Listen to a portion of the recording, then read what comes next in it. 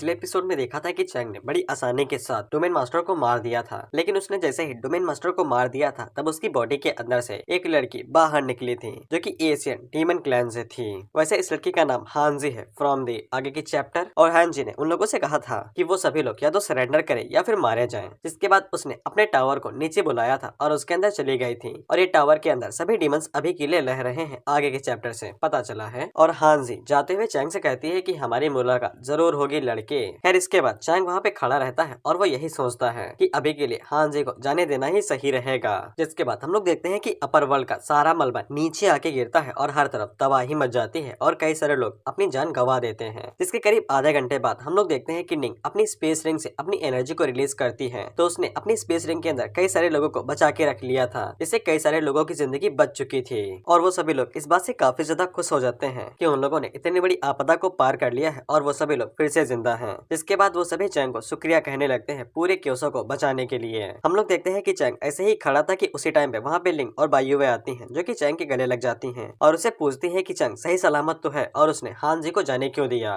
Chang लिंग से कहता है कि उन्हें छिपकली का पीछा करने की जरूरत नहीं है। जिसके बाद चैंग अपने मन के अंदर सोचता है कि हानजी ने सिर्फ चैंग के एक क्लोन को मारा था जो कि डोमेन के अंदर भी नहीं था और उसकी पावर पहले ही जा चुकी थी, लेकिन इसके बावजूद हानजी को हल्के में नहीं लिया जा सकता है। लेकिन चैंग को ज्यादा चिंता नहीं थी, उसे बस डोमेन को फिर से एक्सपैंड करना था जिसके बाद वो आसानी के साथ हानजी को धूल चटा सकता था। लेकिन एक चीज की चिंता चैंग को अभी भी थी कि टावर के अंदर ऐसे कई सारे डीमंस हो सकते हैं जो कि हानजी से भी ज्यादा शक्तिशाली होंगे। और टावर वो बड़ी सी चीज जिसको मैं बता रहा था कि मुझे नहीं पता है कि ये क्या है। इसीलिए चैंग अपने मन के अंदर सोचता है कि जब तक सारे पत्ते सामने नहीं आ जाते हैं तब तक उसे कुछ भी करने की जरूरत नहीं है। जिसके बाद वो एक एक करके सभी प्रॉब्लम्स को एक ही बार में सॉल्व कर देगा, जिसके बाद उसकी लाइफ मौजा ही मौजा। उसी टाइम में हम लोग देखते हैं कि चैंग का मास्टर वहाँ पे धांसू एंट्री मारता है। चैंग जैसे ही अपने मास्टर को वहाँ पे देखता है तब वो काफी खुश हो जाता है और उसकी तरफ हाथ बढ़ाने लगता है। लेकिन चैंग का मास्टर जल्दी से आगे बढ़ता है और उसे कहता है, ओह ये बच्चे तुम तो यही हो। इसके बाद चैंग हाथ मिलाने के लिए अपने हाथ को आगे बढ़ाता है, लेकिन चैंग का मास्टर आगे से स्टाइलिश हाथ मिलाता है और उसके साथ यो करता है। जिसके बाद चैंग का मास्टर कहता है कि उसे पता है कि चैंग के पास कई सारे सवाल हैं, लेकिन अभी के लिए इनको साइड में रखते हैं क्योंकि जिस एनिमी का वो लोग सामना करने वाले हैं वो बहुत ज्यादा एक्स्ट्रा ऑर्डिनरी और भयंकर है, क्योंकि इनका वजूद अपर वर्ल्ड के इमोर्टल से भी कई गुना ज्यादा भयानक है, क्योंकि ये सभी एशियन कॉन्टिनेंट से आते हैं। जिसके बाद हमें एशियन कॉन्टिनेंट के बारे में बताया जाता है कि तबाही के टाइम पे एशियन कॉन्टिनेंट हुआ करता था, जिसके अंदर कई सारे रेसेस हुआ करते थे और उन्हीं में से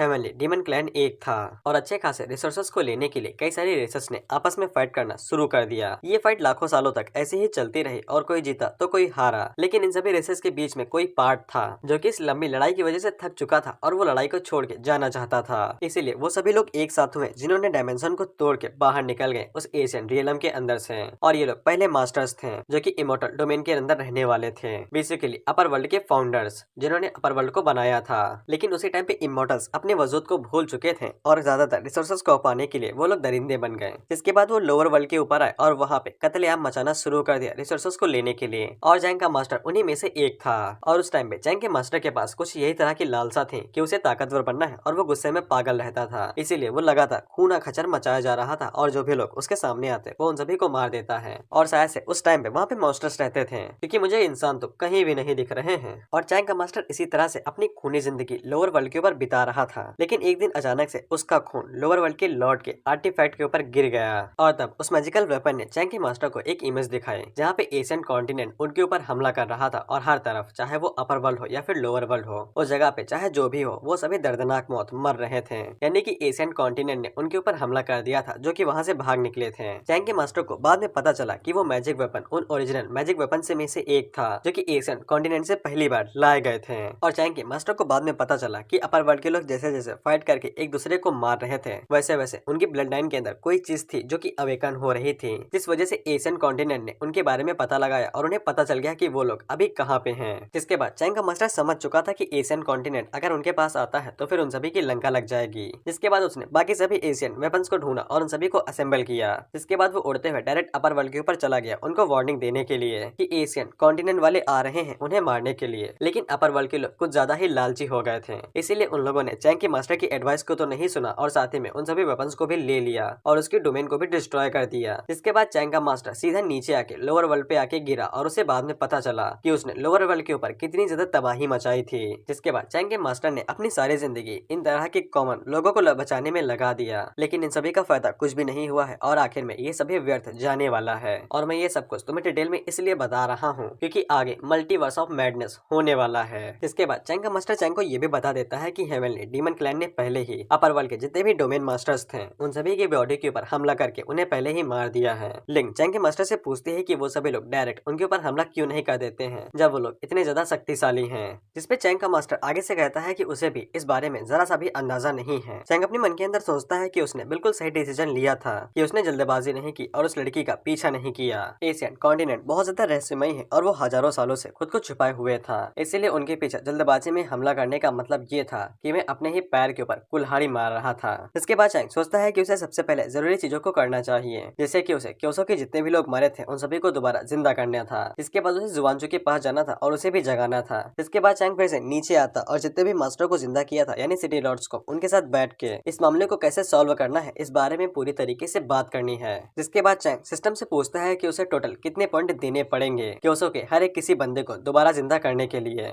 और तुम्हें याद होगा कि चैंग को एक नया सिस्टम मिला था कि वो मरे हुए को जिंदा कर सकता है अपने डोमेन के अंदर, तो चैंग उसी फंक्शन का यूज करने वाला है। इसके बाद सिस्टम चैंग को बताता है कि उसने अपर वर्ल्ड के अंदर जो तबाही मचाई थी और जितने सारे इमोर्टल्स को मारा था उन सभी की फील्ड वैल्यू टोटल 95 करोड़ होती है, लेकिन क्योसो के लोगों को दोबारा जिंदा करने के लिए करीब 400 मिलियन पॉइंट की जरूरत पड़ेगी। यानी कि चैंग अगर उन सभी को फिर से जिंदा करता है तब उसके पास ले दे के कुछ भी नहीं बचेगा और उसके सारे फील्ड पॉइंट चले जाएंगे। जिस पर चैंग सिस्टम को पकड़ता है और उसके ऊपर चिल्लाते हुए कहता है कि साले तुम सिस्टम हो या फिर ट्रेडिंग ऐप, इधर मैं जितने पॉइंट कमाता हूँ तुम तुरंत लॉस करवा देते हो, साला तुम पक्का कोई ट्रेडिंग ऐप हो, सिस्टम नहीं हो। इस पे सिस्टम उससे कहता है कि इसमें मेरी गलती थोड़ी ना है, ये सब तुम्हारी वजह से ही होता है क्योंकि तुम बेफालतू में ही सभी क्लोन्स के ऊपर यूं पैसे उड़ाते जा रहे थे। खैर चैंग सिस्टम से कहता है कि कोई भी बात नहीं है, जितने भी पॉइंट है उन सभी का यूज करो और जितने भी लोग मरे हुए थे उन सभी को दोबारा जिंदा कर दो।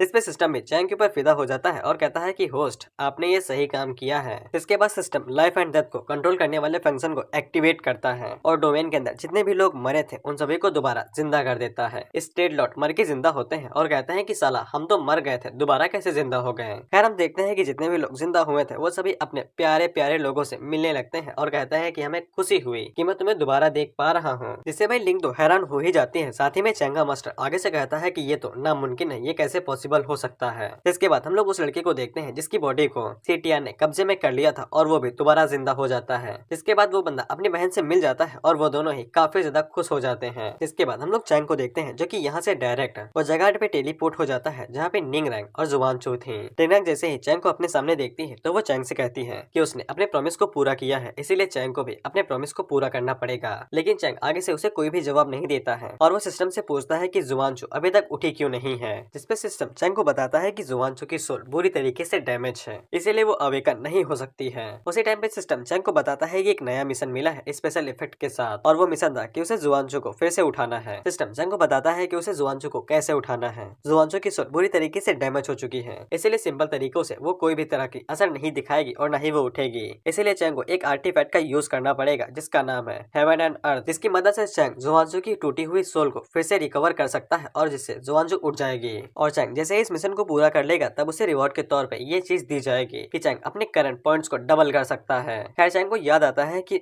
उसके मास्टर ने भी इसी तरह से मैजिक वेपन के बारे में बताया था जिसके पास बिल्कुल same source of heaven and earth थी। इसके बाद सिस्टम चैंग को यह भी बताता है कि उसने नए वर्जन को ढूंढ लिया है जो कि 6.0 था, लेकिन चैंग को अपडेट करने के लिए कुछ कंडीशंस को पूरा करना पड़ेगा कि चैंग को पूरा क्योसो कॉन्टिनेंट को इमोर्टल डोमेन में बदलना पड़ेगा, जिसके बाद चैंग आसानी के साथ अपने डोमेन को अपग्रेड कर सकता है। और चैंग जैसे ही अपने डोमेन को अपग्रेड कर लेगा तब उसे एक नया फंक्शन मिलेगा जिसका नाम था 10,000 इमोर्टल ट्रेजरी, जिसको देख के चैंग अपने मन के अंदर सोचता है कि ये चल क्या रहा है बे, अगर मैं पूरे क्योसो कॉन्टिनेंट को कवर करना चाहता हूँ तो फिर तुम्हें पता भी है कि मुझे कितने ज्यादा पॉइंट की जरूरत पड़ेगी। जिस पे सिस्टम आगे से बताता है कि चैंग को टोटल 2 बिलियन पॉइंट की जरूरत पड़ेगी, यानी कि 2 अरब पॉइंट। जिस पे चैंग सिस्टम के ऊपर चिल्लाते हुए कहता है तुम्हारा दिमाग तो नहीं खराब है, मैं कोई अंबानी का बेटा नहीं हूँ। जिस पे सिस्टम चैंग को बताता है कि जब वो मिशन को पूरा कर लेगा तब उसे पॉइंट तो मिलेंगे ही, साथ ही वो मिशन के दौरान भी कई सारे पॉइंट्स को इकट्ठा करेगा। जिसके बाद जब वो इस मिशन को पूरा कर लेगा तब उसे रिवॉर्ड के तौर पे अपने पॉइंट को डबल करने का रिवॉर्ड मिलेगा। तब चैंग के पास कितने ज्यादा पॉइंट हो जाएंगे, जिससे चैंग को समझ में आ जाता है कि सिस्टम उसे ललचा रहा है मिशन पूरा करवाने के लिए। खैर चैंग को ये सब कुछ करना ही था तो फिर इसमें कोई भी दिक्कत नहीं थी और वो मिशन को एक्सेप्ट कर लेता है। जिसके बाद हम लोग लोअर वर्ल्ड के हुआ डोमेन को देखते हैं और मैंने पहले ही बता दिया था कि डोमेन को तुम लोग एक तरह से सेक्ट समझ सकते सकते हो जब तक चैंग की बात नहीं आती है। और ये 10,000 डोमेन्स में से एक है जो कि लोअर वर्ल्ड के अंदर स्थित है।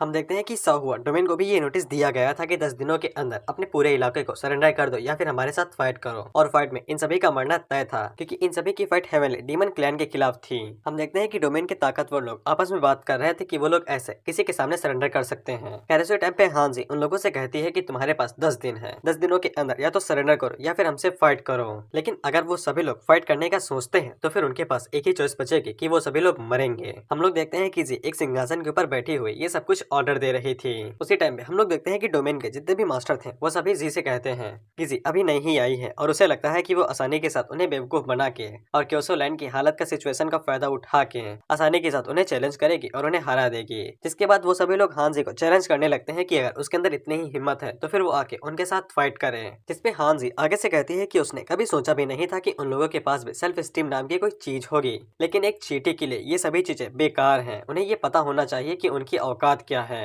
जिसके बाद हांजी नीचे की तरफ एक हमला करती है और वो एक ही बार में कई सारे लोगों को ऐसे ही मार देती है। इससे 3 लोग साहुआ के जो बैठे हुए थे उन्हें समझ में आ जाता है कि हांजी बहुत ज्यादा शक्तिशाली है और उसने बस एक ही अटैक के अंदर साहुआ डोमेन के आधे हिस्से को निगल लिया। और उन्हें पता चल जाता है किसी के पास इतनी ताकत तो है कि वो पूरे लोअर वर्ल्ड को एक उंगली के साथ डिस्ट्रॉय कर सकती है। हांजी उन लोगों से कहती है कि मुझे तुम्हारे साथ बहस करने का जरा सा भी शौक नहीं है और उसे इस बात से कोई फर्क नहीं पड़ता है कि वो लोग सरेंडर करते हैं या फिर फाइट। लेकिन हांजी उन्हें एक चॉइस दे रही है कि वो लोग अपनी जिंदगी बचा सकते हैं, इसीलिए वो लोग 10 दिनों के अंदर उसके सामने सरेंडर कर दे या फिर मारे जाएं। इतना कहने के बाद हांजी फिर से अपने टावर के अंदर चली जाती है। चैंग का मास्टर चैंग को बताता है कि हेवनली डीमन क्लैन वाले वाइट को तोड़ते हुए यानी कि वाइट स्पेस को ब्रेक थ्रू करते हुए आगे की तरफ बढ़ रहे हैं। चैंग ने अपने मास्टर और बाकी सभी को ये बताया था कि वो अपनी एटर्नल बॉडी की वजह से स्पिरिचुअल एनर्जी का इस्तेमाल कर सकता है, जिसकी मदद से वो आसानी के साथ हेवनली डीमन क्लैन को रोक सकता है। इसीलिए चैंग को एक आर्टिफैक्ट की जरूरत पड़ेगी जिससे वो ज्यादा स्पिरिचुअल एनर्जी को एब्जॉर्ब कर सके।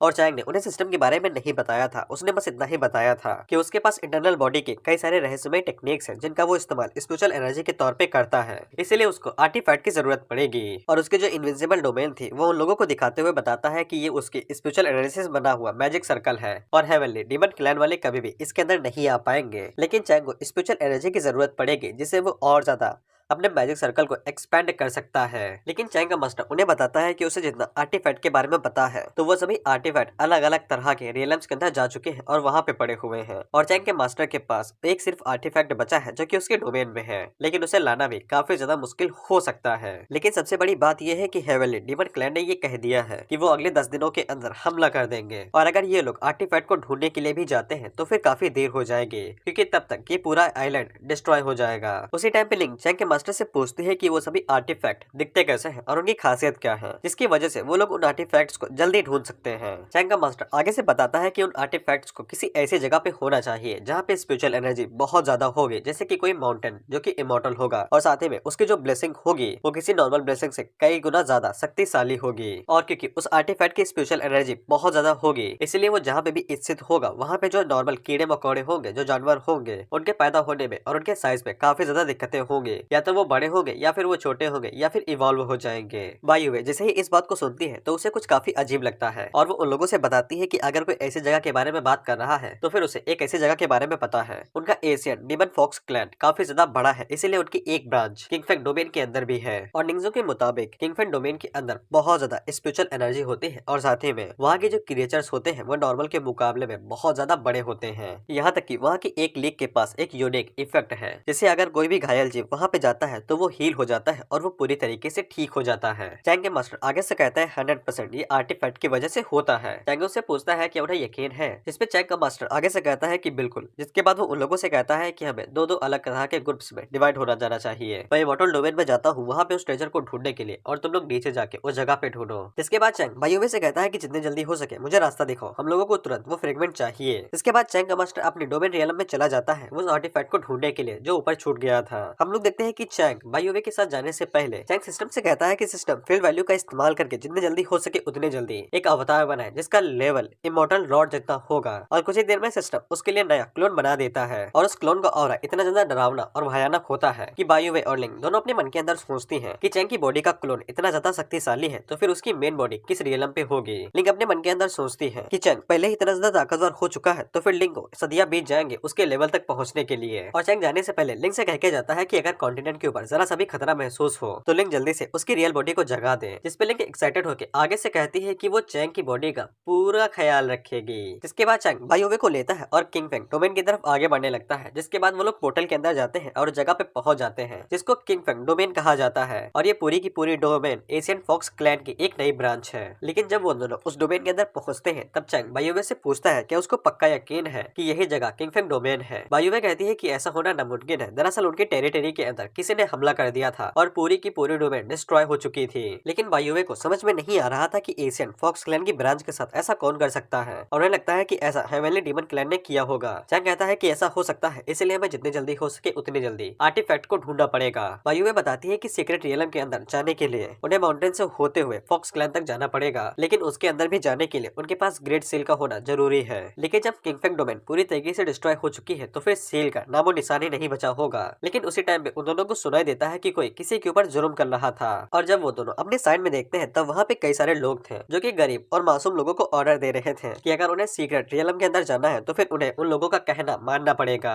वो लोग उस बंदे से पूछते हैं क्या इस बात के ऊपर पूरा यकीन है, जिसपे वो बंदा आगे से कहता है कि उनके मास्टर ने अकेले ही पूरे हेवनली फॉक्स क्लैन को डिस्ट्रॉय कर दिया और साथ ही में उनकी ग्रेट सील को भी ले लिया है और उसे ये भी पता चला है कि यहाँ पे एक अजीब सी सीक्रेट रियलम भी है, इसलिए इंसानों के पास बचने का अभी भी चांस बचा हुआ है, इसलिए उन लोगों को उन्हें फॉलो करना पड़ेगा। लेकिन हम लोग बायोवे को देखते हैं और उसे जैसे ही पता चलता है कि इन लोगों ने उसके लोगों को मारा है तो फिर उसे बहुत तेज गुस्सा आता है और वो उनके ऊपर हमला करने के लिए आगे बढ़ने लगती है। लेकिन चैंग उसे रोक लेता है और उसे बताता है कि उसे गुस्से में गलत कदम उठाने की जरूरत नहीं है। बायोवे आगे से कहती है लेकिन उन्होंने मेरे लोगों को मारा है, मैं उन्हें कैसे छोड़ सकती हूँ। चैंग उसे कहता है कि मेरा ये मतलब नहीं था। चैंग उसे बताता है कि हेवनली डीमन क्लैन उनके ऊपर नजर रखे हुए हैं, इसलिए उन लोगों को लो प्रोफाइल रहना पड़ेगा जिससे वो लोग किसी भी मुसीबत को मोल न ले। दूसरी बात, ये लोग बहुत ज्यादा कमजोर है लेकिन इनके पास कोई घोस्ट है और ये लोग इतने कमजोर है लेकिन इसके बावजूद ये लोग सीक्रेट रियलम के अंदर जाना चाहते हैं जो कि बहुत ज्यादा खतरनाक है। इसका मतलब यही हुआ कि इनके पास कोई न कोई पैरासाइट है, पैरासाइट का मतलब कोई मोहरा जो कि सीक्रेट रियलम के अंदर छुपा हुआ है। और तीसरा कि इन लोगों को गोल बिल्कुल चैंग की तरह ही है, ये लोग भी यहाँ पे हिडन रियलम के अंदर जाना चाहते हैं और उस आर्टिफैक्ट को लेना चाहते हैं, इसलिए अगर वो उन लोगों को पहले मिल जाता है तो फिर चैंग को ज्यादा मेहनत नहीं करनी पड़ेगी और वो इनसे छीन लेगा।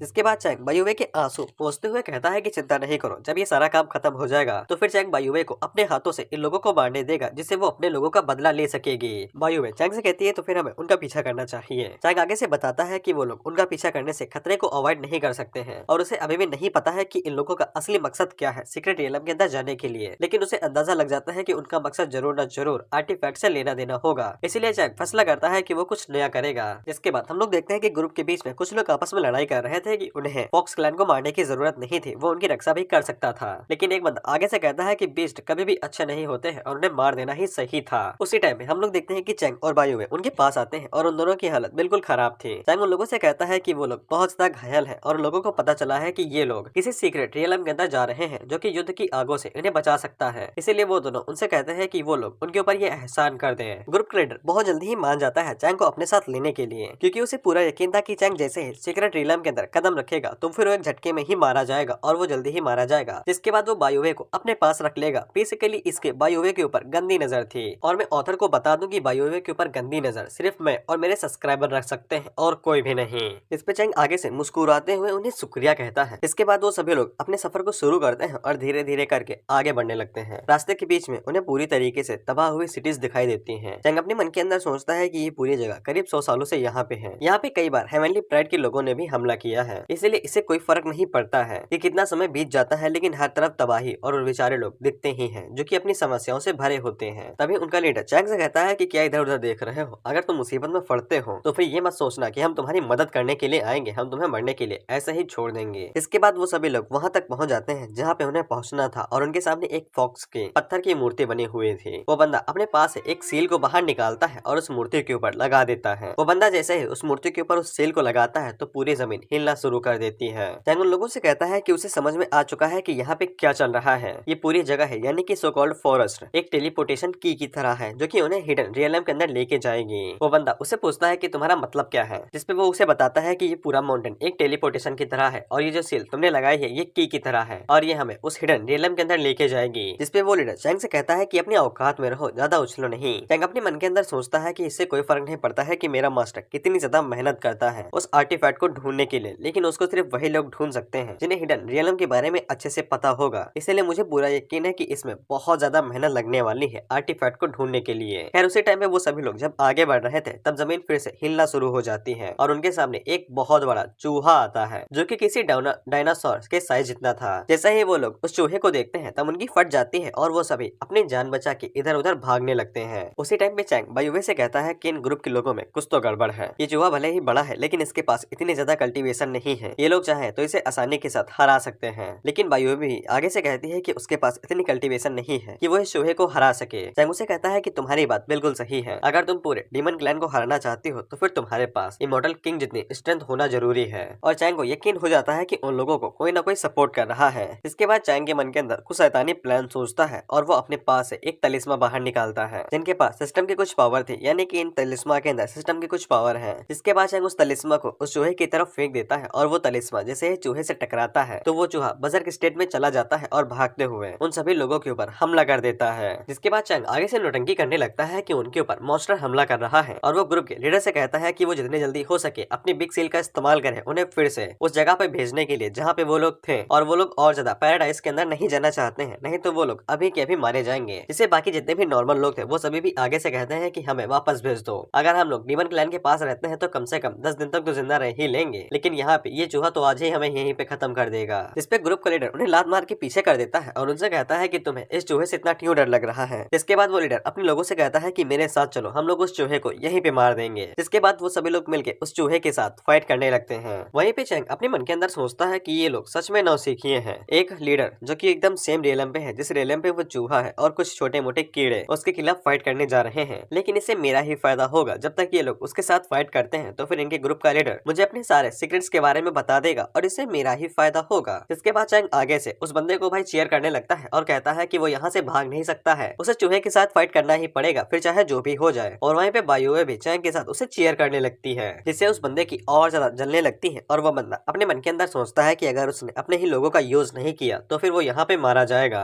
जिसके बाद वो बंदा अपने 2 लोगों को पकड़ता है और उनकी एनर्जी को एब्जॉर्ब कर लेता है और बेशक वो दोनों मारे जाते हैं। चैंग अपने मन के अंदर सोचता है कि इसने अपने लोगों की पावर को एब्जॉर्ब करके गॉड ट्रांसफॉर्मेशन से डायरेक्ट वर्ड रिफाइनमेंट में चला गया है, जो कि इतना बुरा नहीं है। जिसके बाद चैंग अपने मन के अंदर सोचता है कि ये चूहा अकेले इन सभी की कवर खोदने के लिए काफी नहीं होगा, इसलिए वो अपने पास से और कई सारे तलिस्मास को बाहर निकालता है। जिसके बाद वो उन सभी को जंगल के अंदर जितने भी बचे कुचे बीस्ट थे उन सभी के ऊपर फेंक देता है और वो तलिस्मा जैसे ही उनसे छूते हैं तो वो सभी बीस्ट बौरा जाते हैं और भागते हुए उन सभी के ऊपर हमला करने के लिए रेडी हो जाते हैं। इधर हम लोग देखते हैं कि उनके ग्रुप के लीडर ने कुछ लोगों के साथ मिलकर उस चूहे को मार गिराया था, लेकिन वो दोनों खुशी हो ही रहे थे कि उसी टाइम पे उन्हें जंगल से और ज्यादा आवाजें आने लगती है और उसी टाइम पे हम लोग देखते हैं कि 3 बीस्ट जंगल के अंदर से बाहर निकलते हैं और डायरेक्ट उन सभी लोगों के ऊपर हमला कर देते हैं, जिससे वो सभी लोग और ज्यादा घबरा जाते हैं और उन्हें समझ में नहीं आता है कि इतने सारे बीस्ट एक साथ कैसे हमला कर सकते हैं। उस ग्रुप के लीडर के लोग उसे कहते हैं कि अगर वो लोग यहाँ पे इसी तरह से फाइट को कंटिन्यू रखते हैं तो मिशन तो फेल होगा ही, साथ ही में वो सभी लोग अपनी जान भी गंवा बैठेंगे। जिससे लीडर बहुत ज्यादा डर जाता है और वो कहता है कि वो उसे क्विट कर रहा है, उसे कोई फर्क नहीं पड़ता है कि उसका मिशन फेल हो जाता है, लेकिन वो यहाँ पे मरना नहीं चाहता है। इसके बाद वो भागते हुए फॉक्स की मूर्ति के पास जाता है और अपने पास से सेल को बाहर निकाल के उसके ऊपर लगाने ही वाला था और उसे लगा भी देता है कि उसी टाइम पे जमीन के अंदर से एक पौधा बाहर निकलता है और वो उसे निगल जाता है। चैंग अपने मन के अंदर सोचता है तो फिर यही वो कमीना था जो कि इन सभी चीजों के पीछे है। जिसके बाद वो पौधा आगे बढ़ता है और इसी तरह से जितने भी लोग वहाँ पे आते हैं वो उन सभी को खा जाता है और वो साथ ही में बीस्ट के ऊपर हमला करके भी उन्हें भी खा जाता है। सिस्टम चैंग को बताता है कि एक नया आउटर डोमेन से क्रिएचर डिटेक्ट किया गया है और चैंग उसे जितनी जल्दी हो सके उतनी जल्दी मार दे। बायुवे को भी समझ में नहीं आता है कि ये कीड़ा कहाँ से आ गया और क्या करने वाला है। उसी टाइम पे वो पौधा बायुवे के ऊपर भी हमला करने वाला था, लेकिन उसी टाइम पे चैंग आगे बढ़ता है जो कि बायुवे को कमर से पकड़ता है और उसे अटैक से बचा लेता है। बायुवे बताती है कि यही वो बंदा है जिसने पूरे फॉक्स डीमन क्लैन को मारा है। वो पौधा भी आगे से कहता है कि वो लड़की बहुत ज्यादा स्मार्ट है, यानी कि बायुवे, लेकिन वो चैंग से भी यही कहता है कि चैंग इतना ज्यादा सिंपल नहीं है। चैंग ने उसके जितने भी सर्वेंट थे यानी कि बीस्ट उन्हें अपने बस में किया, जिसके बाद वो उनकी मदद से इन लोगों को मरवाना चाहता था। चैंग उससे पूछता है क्या तुम भी उन्हीं लोगों में से एक हो जिन्होंने फॉक्स डीमन क्लैन को मारा था, लेकिन वो पौधा आगे से ये कहता है कि तुम दोनों मरना डिजर्व करते हो। इस पौधे का नाम है आई ऑफ मर्डर और ये इमॉर्टल सोर्वेन रियलम पे है। चैंग अपने मन के अंदर कहता है कि इसमें कोई भी शक नहीं है कि उसके पास वही खुशबू आ रही है जो आर्टिफैक्ट के पास आती थी, बेशक इसी के पास वो आर्टिफैक्ट है। हम लोग देखते हैं कि मर्डर आगे से कहता है कि तुम लोग बहुत ज्यादा गिल्टी हो, तुमने मेरे सर्वेंट को ट्रिक किया, जिसके बाद उनकी मदद से तुमने यहाँ पे जितने भी लोग थे उन सभी को भगा दिया, नहीं तो मैं उनकी स्पिरिचुअल एनर्जी को एब्जॉर्ब करके उनका मीठा खून पीने ही वाला था, लेकिन तुमने मेरे पूरे प्लान की धज्जियां उड़ा दी और उसे बर्बाद कर दिया। हम लोग देखते हैं कि आसपास के जितने भी लोग थे वो सभी जैसे ही मर्डर को देखते हैं तो वो सभी डर के मारे कांपने लगते हैं, क्योंकि मॉडर काफी ज्यादा हाई कल्टीवेशन पे था। इसीलिए उन्हें पूरा यकीन हो जाता है कि उन्हें कोई भी नहीं बचा सकेगा और वो सभी लोग मारे जाएंगे। हम लोग मॉडरर को देखते हैं जो कि चैंग से कहता है कि मैं चाहता हूँ कि तुम मर जाओ, जिसके बाद वो चैंग के ऊपर हमला करने ही वाला था कि उसी टाइम पे चैंग बातों के बीच में ही मॉडर के ऊपर हमला करता है और अपनी लेजर बीम से उसे मार गिराता है। उसी टाइम पे हम लोग हांजी को देखते हैं और उसको भी ये स्पिरिचुअल एनर्जी महसूस हो जाती है। हांजी अपने मन के अंदर सोचती है कि इतनी भयानक औरा तो सिर्फ उसी बच्चे का हो सकता है, लेकिन वो चैंग से निपटने के लिए अभी नहीं जाती है, क्योंकि उसे ऐसा लगता है कि अगर वो चैंग के साथ अभी फाइटिंग करेगी तो फिर टाइम की बर्बादी ही होगी। और वैसे भी जब उसका लॉर्ड जाग उठेगा तब वो चैंग को एक चींटी की तरह मसल देगा और ये पत्थर के अंदर जो बंदा है वही हांजी का नया लॉर्ड है। और जिसके बाद वो शर्माते हुए कहती है तब तक वो चैंग के साथ कैसे फाइट कर सकती है और उसे बर्बाद कर सकती है। उसी टाइम पे हम लोग बायुवे को देखते हैं जो कि चैंग की ताकत को देख के हैरान हो गई थी, क्योंकि उसे ऐसा लगा था कि ये फाइट कुछ ज्यादा ही लंबी होगी, लेकिन चैंग ने उसे पता भी नहीं चला तब तक उस प्लांट को मार डाला कि चैंग ने सिर्फ एक चुटकी बजा के उस पौधे को मारा तो मारा और साथ ही में सीक्रेट रियलम के जो गैप था उसको भी चीर दिया, यानी कि व्हाइट की तरह। और सबसे बड़ी बात तो ये है कि चैंग ने अभी तक अपनी रियल बॉडी का यूज नहीं किया है, ये सिर्फ उसका एक क्लोन है। इसके बाद वो शर्माते हुए अपने मन के अंदर यही सोचती है कि जब चैंग ने उसे सिखाया था यानी कि चाबुक से, तो उसे समझ में नहीं आया था कि चैंग की ताकत कितनी ज्यादा है और उसे ये भी नहीं पता है कि वो कब चैंग को टक्कर दे पाएगी उसके साथ फाइट करके। लेकिन उसी टाइम पे हम लोग चैंग को देखते हैं जो कि इस बात से हैरान हो चुका था कि उसने अपनी ताकत को कंट्रोल नहीं किया और एक ही बार में उस मॉन्स्टर को मार दिया। लेकिन सबसे बड़ी दिक्कत तो ये है कि अब हेवनली क्लैन वाले भी उसे देख लेंगे और उसका पीछा करते हुए यहाँ पे आ जाएंगे और उसके सारे प्लान को बर्बाद कर देंगे। लेकिन चैंग को इससे कोई भी दिक्कत नहीं थी, वो अपने मन के अंदर यही सोचता है कि अभी उसके पास अवतार है और यहाँ पे कोई भी दिक्कत नहीं होगी और वो एक ही बार में हेवनली डीमन क्लैन की जितनी भी परेशानी होंगी उन सभी को खत्म कर देगा। इसके बाद वो आर्टिफैक्ट को लेगा और यहाँ से तुरंत खिसक लेगा। लेकिन उसी टाइम पे हम लोग आर्टिफैक्ट को देखते हैं जिसके अंदर से एनर्जी रिलीज होती है और जिसके अगले सीन में हम लोग देखते हैं कि वो पौधा फिर से जिंदा हो जाता है और अपने मन के अंदर सोचता है कि चैंग के पास जरा से भी नियम और एथिक्स नहीं है। एथिक्स को तुम लोग एक तरह से आचार विचार यानी कि सोचने समझने की शक्ति। और वो पौधा अपने मन के अंदर सोचता है कि इसने मुझे एक बार मार दिया है और साथ ही में ये मेरा आर्टिफैक्ट भी चुराना चाहता है जो कि मुझे बार बार बचाता है, जिसको मेरे फादर ने मुझे गिफ्ट दिया था। इसीलिए वो पौधा सोचता है कि उसे तुरंत यहाँ से खिसकना पड़ेगा। इसके बाद माडोर की नजर उस क्रैक के ऊपर पड़ती है और वो वहाँ से भागते हुए चैंग से कहता है कि जब मैं पूरी तरीके से बड़ा हो जाऊंगा तब मैं तुमसे बदला लेने के लिए जरूर वापस आऊंगा, तब तक तुम अपनी तैयारी बचा के रखो। इसके बाद वो क्रैक की मदद से वहाँ से भागने ही वाला था कि चैंग उसे पकड़ लेता है और उसे कहता है कि मैंने कहा कि तुम यहाँ से भाग सकते हो। इसके बाद चैंग उसे उठा के नीचे पटक देता है और उसकी तरफ बढ़ते हुए कहता है कि तुम्हें लगता है कि मैं तुम्हें यहाँ से जाने दूंगा और ये सब कुछ जरा उस एक्टिव फैक्ट की वजह से हो रहा होगा, इसीलिए तुम दोबारा जिंदा हो गए। इसीलिए वो पौधा भी यानी कि माडोर अपने मन के अंदर सोचता है कि जब तक मेरे पास मेरा आर्टिफैक्ट है तब तक मैं जिंदा होते रहूंगा, इसीलिए मुझे डरने की कोई भी चिंता नहीं करनी है, मैं यहाँ पे इनविंसिबल हूँ। इसके बाद वो पौधा आगे से नौटंकी करते हुए कहता है कि तुम मुझे इतना बुली नहीं कर सकते हो, मैं तुम्हें एक कुत्ते की तरह एक्सेप्ट कर सकता हूँ क्योंकि तुमने मुझे अपनी स्ट्रेंथ दिखाई है, लेकिन ये मत सोचना कि तुम मुझे मार सकते हो। मैं इस पूरे वर्ल्ड की एक हाईएस्ट रैंक से आता हूँ, इसीलिए तुम मुझे कभी भी नहीं मार सकोगे। यहाँ तक कि चैंग और बायुवे भी काफी हैरान हुए होते हैं कि ये अभी तक मरा क्यों नहीं और ये बार बार जिंदा क्यों हो रहा है। यहाँ तक कि मडोर को भी काफी ज्यादा मजा आता है जब वो चैंग को इस तरह से हैरान देखता है। इसके बाद वो चैंग से कहता है कि तुम यहाँ पे उस आर्टिफैक्ट को लेने के लिए आए हो, लेकिन इसके लिए बहुत देर हो चुकी है। वो आर्टिफैक्ट काफी टाइम पहले ही मुझसे जुड़ चुका है और तुम उसको मुझसे नहीं ले सकते हो। और वो अपने मन के अंदर सोचता है कि इसने कभी भी किसी को भी आर्टिफैक्ट की वजह से मर के जिंदा होते हुए नहीं देखा है, इसीलिए मैं इसका फायदा उठाऊंगा और इसे डरा दूंगा, जिसके बाद ये यहाँ से भाग जाएगा या फिर मैं तब तक यहाँ पे वेट करूंगा जब तक मेरे एल्डर्स यहाँ पे नहीं आते हैं, फिर उसके बाद में मिल के उनके साथ इसे मार दूंगा। मायुए भी चैंग से कहती है कि अगर वो लोग माडोर को नहीं मारेंगे तो फिर उन्हें कभी भी वो आर्टिफैक्ट नहीं मिलेगा और वो लोग डेड एंड पे आके खड़े हो चुके हैं, अब उन्हें क्या करना चाहिए। लेकिन चैंग आगे से मुस्कुरा के कहता है कि किसने कहा कि हम कुछ भी नहीं कर सकते हैं। इसके बाद वो आगे से अपनी पावर को रिलीज करता है और एक ही बार में माडोर को मार देता है। लेकिन उसी टाइम पे आर्टिफैक्ट फिर से एक्टिव होता है और वो माडोर को फिर से जिंदा कर देता है और माडोर चैंग से कहता है कि देखा कि मैं इनविजिबल हूँ, तुम मुझे नहीं मार सकते हो। लेकिन चैंग आगे से एनर्जी को यूज करते हुए कहता है कि तुम्हारे पास बाबू अभी एक्सपीरियंस बहुत ज्यादा कम है। इसके बाद वो फिर से अपनी एनर्जी बीम को रिलीज करता है और माडोर को मार गिराता है। जिसके बाद चैंग वहाँ पे एक हथौड़ा निकालता है और वो बायुए को भी एक दे देता है और ये पूरे सीन को एक गेम में बदल देता है, जहाँ पे माडोर जब जब जिंदा होता है तब चैंग उसे मार देता है। बायुए भी इस बात का फायदा उठाती है और वो भी माडोर को इसी तरह से मारने पीटने लगती है और वो दोनों मिलकर माडोर को इतना ज्यादा मारते हैं कि वो दोबारा रिजरेक्ट हो ही नहीं पा रहा था, वो धीरे धीरे करके हो रहा था, जिससे आसपास के जितने भी लोग थे वो सभी डर के मारे कांपने लगते हैं और चिल्ला के कहते हैं कि ये राक्षस कहाँ से आ गए, ये लोग तो इसे मार ही देंगे, बेचारा माडोर। उसी टाइम पे हम लोग चैंग को देखते हैं और वो माडोर को मारने में इतना ज्यादा खुश हो चुका था कि वो धीरे धीरे करके चैट में बदल जाता है, जिसके बाद वो हथौड़े का इस्तेमाल करके माडोर को और बुरी तरीके से मारने लगता है। और चैंग इस बात से और ज्यादा एक्साइटेड हो जाता है कि वो जब भी माडोर को मार रहा था तब उसे बार बार एक्सपीरियंस पॉइंट मिल रहे थे, इसीलिए वो बेचारा चैट में बदल चुका था।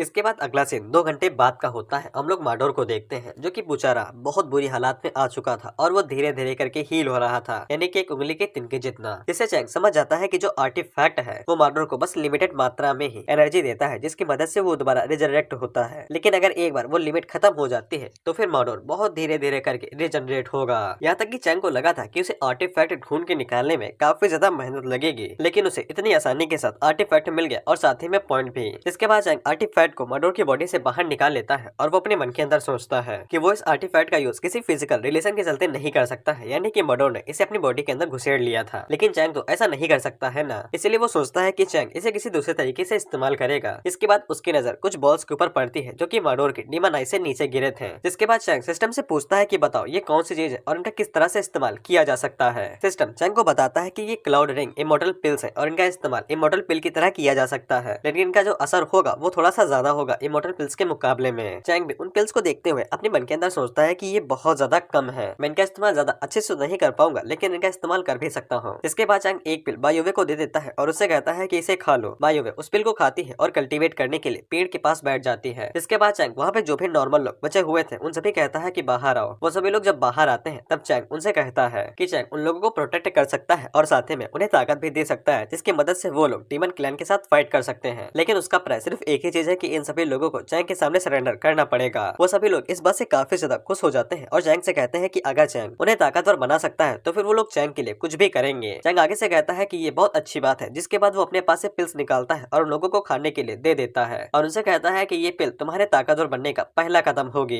जिसके बाद वो सभी लोग पिल को खा लेते हैं और कल्टीवेट करने के लिए बैठ जाते हैं। जिसके बाद वो लोग जैसे जैसे कल्टीवेट करते जाते हैं तो फिर चैंग को काफी सारे पॉइंट मिलने लगते हैं। जिसके बाद अगला सीन 3 घंटे बाद का होता है और हम लोग बायोवे को देखते हैं जो कि कल्टीवेट कर रहे थे। सिस्टम चैंग को बायोवे की विंडो दिखाता है और उसे बताता है कि बायोवे ने काफी अच्छे से ब्रेक थ्रू किया है और वो हाफ इमॉर्टल बन चुकी है। इसके बाद सिस्टम चैंग को ये भी बताता है कि बायोवे हाफ इमॉर्टल से डायरेक्ट इमॉर्टल सोल्जर पे ब्रेक थ्रू करने वाली है और चैंग को कितने पॉइंट मिलने वाले हैं। चैंग अपने मन के अंदर सोचता है कि यही अपग्रेड वर्जन का नया फंक्शन है कि मैं अपने किसी भी फॉलोअर की जो भी चीजें हैं उन सभी को ऐसे ही देख सकता हूँ। जिसके बाद चैंग वहाँ पे लिंक की प्रोफाइल आईडी को देखता है और देखता है कि उसके पास कितने स्ट्रेंथ है और कितने क्या क्या है। उसी टाइम में हम लोग बायोवे को देखते हैं जिसकी स्ट्रेंथ इतनी ज्यादा बढ़ चुकी थी कि वो ब्रेक थ्रू करने वाली थी, लेकिन उसकी बॉडी उसकी स्ट्रेंथ के साथ मैचअप नहीं कर पा रही थी, इसलिए उसे ऐसा लगता है कि उसकी बॉडी अभी की अभी ब्लास्ट कर जाएगी। जिसके बाद उसके मन के अंदर ये लड्डू फूटने लगते हैं कि अब उसे चैंग के साथ डुअल कल्टीवेशन के लिए पूछना ही पड़ेगा। लेकिन उसे काफी शर्म आ रही थी कि वो चैंग से किस मुंह से कहे कि मुझे आपके साथ डुअल कल्टीवेशन करना है।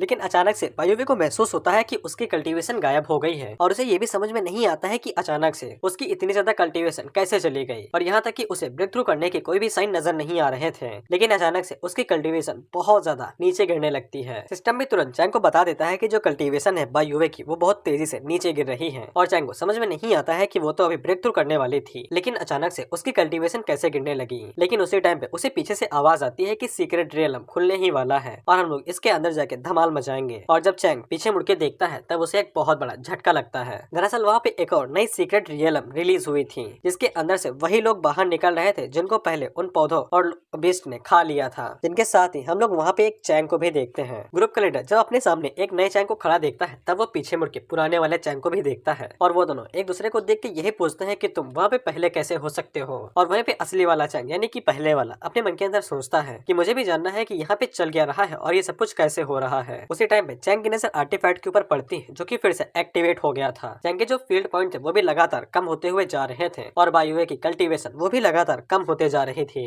और अचानक से वो आर्टिफैक्ट भी वहाँ से गायब हो जाता है। चैंग अपने मन के अंदर सोचता है कि मैंने आर्टिफैक्ट की एबिलिटी को गलत समझ लिया है। उसकी एबिलिटी जिंदा करना नहीं होगा, उसकी एबिलिटी कुछ और हो सकती है। बेसिकली आर्टिफैक्ट की जो एबिलिटी थी वो टाइम और स्पेस को दोबारा से वापस कर देती है। इसी वजह से जो पहले वाला चैंग था वो फिर से उसी जगह पे आ चुका है जहाँ से उन लोगों ने सीक्रेट रियलम के अंदर एंट्री मारी थी, लेकिन उसके साथ वहाँ पे जो दूसरा चैंग आया है वो भी आ गया है। उसी टाइम पे हम लोग अपर वर्ल्ड को देखते हैं जहाँ पे चैंग का मास्टर आर्टिफैक्ट को ढूंढने के लिए गया हुआ था, लेकिन जब वो अपने डोमेन की तरफ जा रहा था तब उसे वहाँ पे हेवनली डीमन क्लैन के कैंप दिखे थे, इसलिए वो 2 मिनट के लिए वहीं पे रुक जाता है ये पता लगाने के लिए कि आगे क्या चल रहा है। इसके बाद चैंग का मास्टर जैसे ही नीचे उतर के सामने की तरफ देखता है तब वहाँ पे फ्रंट लाइन की बैटल चल रही थी डीमंस और इमोर्टल्स के खिलाफ। हम लोग देखते हैं कि वहाँ पे कई सारे डीमंस थे जो कि इमोर्टल्स के साथ फाइट कर रहे थे, लेकिन इमोर्टल गार्डियन अभी तक फाइट करने के लिए नहीं आए थे। वो बस अपने डिसाइपल को फाइट करने के लिए आगे भेज रहे थे, लेकिन ये डीमंस कुछ ज्यादा ज्यादा ही शक्तिशाली थे और वो बड़ी आसानी के साथ उनके डिसाइपल्स को मार पीट के एक बराबर कर देते हैं और उसे पकड़ लेते हैं। हम लोग देखते हैं कि एक डीमन ने एक फीमेल डिसाइपल को पकड़ रखा था। हम लोग देखते हैं कि जिस डीमन ने उस फीमेल डिसाइपल को पकड़ रखा था उसका नाम डी जियांग था और ये वर्ड रिफाइनमेंट की स्टेज पे है और साथ ही में ये सेकंड लेवल के डोमेन मास्टर जितना शक्तिशाली है। हम देखते हैं कि वो फीमेल डिसाइपल इतना डर चुकी थी कि वो उस डीमन से कहती है कि वो कुछ भी करेगी, बस वो उसे लोग मारे नहीं, और यहाँ तक कि वो अपनी बॉडी को भी ऑफर कर देती है डुअल कल्टीवेशन के लिए। उसी टाइम पे हम लोग देखते हैं कि वहाँ पे उन सभी डीमंस का कमांडर आता है जो कि अपने डीमन भाइयों से कहता है कि उसे मार दो, वो कुछ ज्यादा ही नॉइसी है। हमें पता चलता है कि ये भाई कॉन्ग मिंग है जो कि इन सभी डीमंस के कमांडर है और साथ ही में इनका जो लेवल है वो डोमेन मास्टर की पीक स्टेज पे है। और कॉन्ग मिंग आगे से कहता है कि यहाँ पे एक भी इमोर्टल नहीं बचा है जिसको मैंने मारा ना हो और हमारे पीछे अभी तक कुछ भी नहीं बचा है, बस कुछ ही इमोर्टल्स बचे हैं जो कि डर के मारे अपनी तुम छुपा के पीछे बैठे हैं। इन सभी बातों को सुन के चैंग का मास्टर काफी ज्यादा घबरा जाता है और वो आगे से कहता है कि ये तो बहुत ज्यादा ब्रूटल है, इन लोगों ने कई सारे लोगों को मार गिराया है और यहाँ पे इमोर्टल्स ना के बराबर बचे हुए हैं, लेकिन साथ ही में अभी भी 8 दिन बचे हुए हैं, तब तक हमें जितनी जल्दी हो सके उतनी जल्दी सभी आर्टिफैक्ट को ढूंढना पड़ेगा जिससे हम लोग इनका फायदा उठा सकते हैं, नहीं तो हमारा भी हाल इन इमोर्टल जितना ही होगा, हम भी बेसहारों की तरह मारे जाएंगे। जिसके बाद अगला सीन 1 घंटे बाद का होता है और हम लोग देखते हैं कि डी जियांग और साथ ही में कॉन्ग मिंग दोनों वहाँ पे बैठ के किसी फॉर्मेशन के बारे में बात कर रहे थे जिसकी मदद से वो लोग अपने लॉर्ड को जगाने वाले थे, और साथ ही में वो लोग इस बारे में भी बात कर रहे थे कि हांजी कैसे उस फॉर्मेशन को बीच में रोके रखी है अपनी वजह से। लेकिन उसी टाइम पे हम लोग देखते हैं कि वहाँ पे एक और डेमन आता है और ये डेमन खास तरह से सिर्फ इन्फॉर्मेशन को इधर से उधर करने के लिए जाना जाता है और इसका फाइट्स में ज्यादा इस्तेमाल नहीं होता है। वो डेमन कॉन्ग मिंग को बताता है कि उसके बेटे माडोर की जिंदगी अभी खतरे में है, एक मॉडल ने उसे कसके पीला है और वो मरने ही वाला है। डी जियांग आगे से कहता है कि उसके पास तो ऐसा आर्टिफैक्ट है जो कि सेलेस्टियल गॉड का था और जिसको हमारे लीडर ने उसे दिया था, इसलिए इसमें कोई शक ही नहीं है कि उसकी जिंदगी खतरे में हो सकती है, उसे भला कौन ऐसे कुछ कर सकता है। जिसके बाद डी जियांग कॉन्ग मिंग से कहता है कि ऐसा हो सकता है कि उस आर्टिफैक्ट के पास अभी भी होशो हवास बाकी हो और वो कुछ अपने हिसाब से प्लान कर रहा हो। दरअसल उस आर्टिफैक्ट के अंदर किसी की सोल है जो तुम्हें आगे पता चल जाएगा। लेकिन कॉन्ग मिंग उस डीमन से कहता है कि तुम आगे बताओ। इस पे वो डीमन आगे बताता है कि माडोर को सिर्फ एक ही बंदे ने पेला है और वो अकेला ही वहाँ पे खड़ा है और साथ ही में उसके पास जो कल्टीवेशन है वो इमॉर्टल एम्परर जितनी है, जिससे कॉन्ग मिंग हैरान हो जाता है कि एक बंदे के पास इतनी हिम्मत कैसे आ गई जो कोई उसके बेटे को हाथ लगाने के बारे में सोच रहा है। डी जियांग कॉन्ग मिंग से कहता है कि ये काम उसे सौंप दिया जाए, वो अकेले ही जाके माडोर को बचा लेगा और ये भी देख लेगा कि किसके पास इतनी हिम्मत आ चुकी है कि कोई कमांडर के बेटों को हाथ लगा सकता है और उसे इतना ज्यादा परेशान करे। लेकिन तभी डी जियांग को एक आइडिया आता है कि वो लोग चैंग को एक सेक्रीफाइस की तरह इस्तेमाल कर सकते हैं। इसके बाद कॉन्ग मिंग डी जियांग को ऑर्डर देता है कि वो चैंग मिंग को जिंदा पकड़ के यहाँ पे लेके आए, क्योंकि कॉन्ग मिंग भी देखना चाहता है कि किसके पास इतनी हिम्मत आ चुकी है कि कोई उसके बेटे को हाथ लगा सकता है। तो फिर अभी के लिए हम लोग इस वीडियो को यहीं पे खत्म करते हैं और मुझे पता है कि में देखा था कि डी जियांग ने ये ऑफर दिया था कि वो जाके चैंग को पकड़ के यहाँ पे ला सकता है, तो फिर कॉन्ग मिंग भी उसकी बात मान चुका था और वो आगे से चिल्ला के कहता है कि डी जियांग चैंग को जिंदा पकड़ के लेके आए, क्योंकि वो भी देखना चाहता है कि किसने उसके बेटे को हाथ लगाने की जरूरत की है। हम लोग इसी साइड में हम लोग इधर देखते हैं जहाँ पे वो लोग आपस में ही लड़ रहे थे कि कौन असली है और कौन नकली। उसी टाइम पे ग्रुप का लीडर अपने मन के अंदर सोच रहा था कि यहाँ पे सबके डबल रोल है लेकिन मैं ही सिंगल की हूँ, लेकिन उसे बाद में ऐसा लगता है कि ये सभी माडोर का इनविंसिबल प्लान हो सकता है, क्योंकि माडोर यहाँ पे बाहुबली है और वो किसी को भी मार सकता है और उसे बर्बाद कर सकता है। इसीलिए ग्रुप को लीडर को लगता है कि उसे माडोर के साथ ही रहना चाहिए, तभी उसे ज्यादा फायदा होगा और वो जिंदा बच जाएगा। इसके बाद वो चैंग को भाई गाली देते हुए कहता है कि चैंग जल्दी से मारे जाओ और बायुवे को उसके हवाले कर दो। इसके बाद हम लोग देखते हैं कि वहाँ पे माडोर भागते हुए आता है और वो डायरेक्ट चैंग के पैरों के नीचे गिर जाता है। इसके बाद माडोर उन लोगों के ऊपर हमला करता है और उन्हें ऐसे ही मार देता है। इसके बाद माडोर चैंग को तेल लगाते हुए कहता है कि देखो भाई, मैंने उन लोगों का सारा ख्याल कर लिया है जो तुम्हारे रास्ते के बीच में आ रहे थे, इसीलिए हम दोनों अब यहाँ से पार्टनर हुए, इसीलिए तुम मुझे नहीं मारोगे। इस पे चैंग उसे कहता है ठीक है बाबू, चलो थोड़ी सी बातें कर लेते हैं। इसके बाद हम लोग देखते हैं कि चैंग ने माडोर से पूछा था कि ये आर्टिफैक्ट काम कैसे करता है और इसकी एबिलिटी क्या है। जिसपे माडोर ने चैंग को बता दिया था कि ये जो आर्टिफैक्ट है ये टाइम और स्पेस को कंट्रोल कर सकता है। आसान शब्दों में ये जो आर्टिफैक्ट है ये सबसे पहले टाइम को कंट्रोल करता है, जिससे वो मरे हुए को जिंदा कर देता है, लेकिन उसी के साथ ये टाइम को पीछे भी करता है, वो भी स्पेस के साथ। इसीलिए वहाँ पे 2 क्लोन हो जाते हैं, क्योंकि इस आर्टिफैक्ट की सेकंड एबिलिटी टाइम रीजनरेशन है, जिसके अंदर जो समय है वो एक पॉइंट तक वापस चला जाता है। इसीलिए चैंग और बायोवे ने जितने भी पॉइंट और कल्टीवेशन ने इकट्ठा किया था वो टाइम और स्पेस की वजह से जब वो वापस गए थे, इसीलिए वो फिर से कम होने लगे थे और इसी वजह से चैंग के पॉइंट और बायो की कल्टीवेशन वो कम हो गई थी। लेकिन समस्या यहाँ पे ये हो चुकी थी कि टाइम और स्पेस के वापस जाने की वजह से अब यहाँ पे 2-2 चैंग और 2-2 बायोवे हो चुकी थी।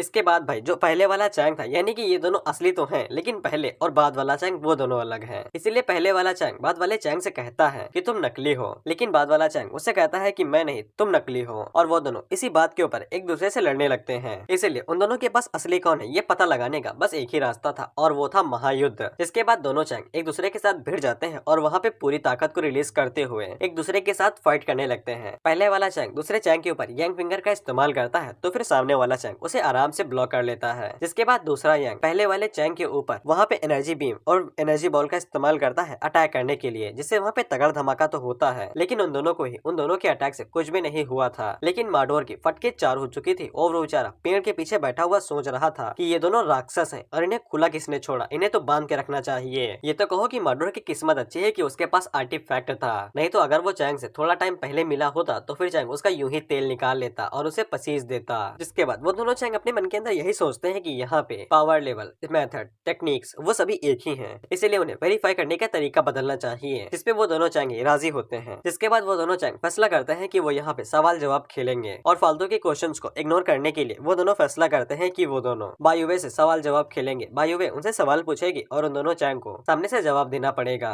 जिसके बाद दोनों बायुवे आगे बढ़ती हैं और वो चैंग से पहला सवाल पूछती हैं, क्या चैंग बायुवे को पसंद करता है? अगर चैंग गलत जवाब देता है तो फिर उसे सर के ऊपर टपली पड़ेगी और वो दोनों चैंग नकली हो जाएंगे। इस पे चैंग कोई भी जवाब नहीं दे पाता है और वो पूछता है कि कोई दूसरा सवाल है क्या, जिसपे दोनों बायुवे वहाँ पे दूसरा सवाल पूछती हैं कि चैंग ने अपने पूरे जीवन के अंदर ऐसी कौन सी शर्मनाक चीज की है जिसके ऊपर चैंग को बेहद शर्म आती है। चैंग आगे से जवाब देता है कि उसने किसी कॉन्टेस्ट के अंदर बहुत अच्छे से मैच जीता था। जिसके बाद उसने वहाँ पे शो ऑफ करते हुए अपनी पॉकेट के अंदर अपना हाथ डाल लिया था। हालांकि चैंग को इसके बारे में जरा सा भी अंदाजा नहीं था कि उसका दुश्मन कौन था, लेकिन दोनों बायुवे इसका मतलब गलत समझ लेती हैं और उन्हें ऐसा लगता है कि चैंग इतना ज्यादा शक्तिशाली है कि उसे अपने दुश्मन के बारे में सोचने की जरूरत ही नहीं पड़ती है, बोले तो महामहिम। इसके बाद चैंग को बहुत ज्यादा शर्म आने लगती है और वो दोनों ही अपना सर छुपाने लगते हैं। लेकिन बायुवे यहीं पे नहीं रुकती है और वो आगे से कई सारे सवाल पूछने लगती हैं कि चैंग ने ऐसे कौन कौन से काम किए हैं जिससे उसे और भी ज्यादा शर्म आती है और चैंग ने अभी तक कितनी सारी औरतों को एडमायर किया है और वो कितने साथ के साथ सो चुका है। जिसपे चैंग काफी ज्यादा परेशान हो जाता है क्योंकि वो इतने सारे सवालों का जवाब नहीं दे सकता था। इसीलिए वो दोनों ही वहाँ पे सवाल जवाब वाला खेल बंद कर देते हैं और अपने मन के अंदर सोचते हैं कि मैं बायुवे को ये नहीं बता सकता हूँ कि पिछले 20 सालों से मैंने अभी तक किसी को हाथ भी नहीं लगाया है। इसके बाद दोनों चैंग एक दूसरे के कंधे के ऊपर हाथ डालते हैं और कहते हैं कि चल भाई, हम लोग कोई नया तरीका ढूंढ लेंगे इन्फॉर्मेशन को शेयर करने का, लेकिन इससे सवाल नहीं पूछेंगे। जिसके बाद हम लोग डी जियांग को देखते हैं जो कि अपनी पूरी आर्मी लेके सीक्रेट डोमेन के थोड़ा सा बाहर पहुंच चुका था।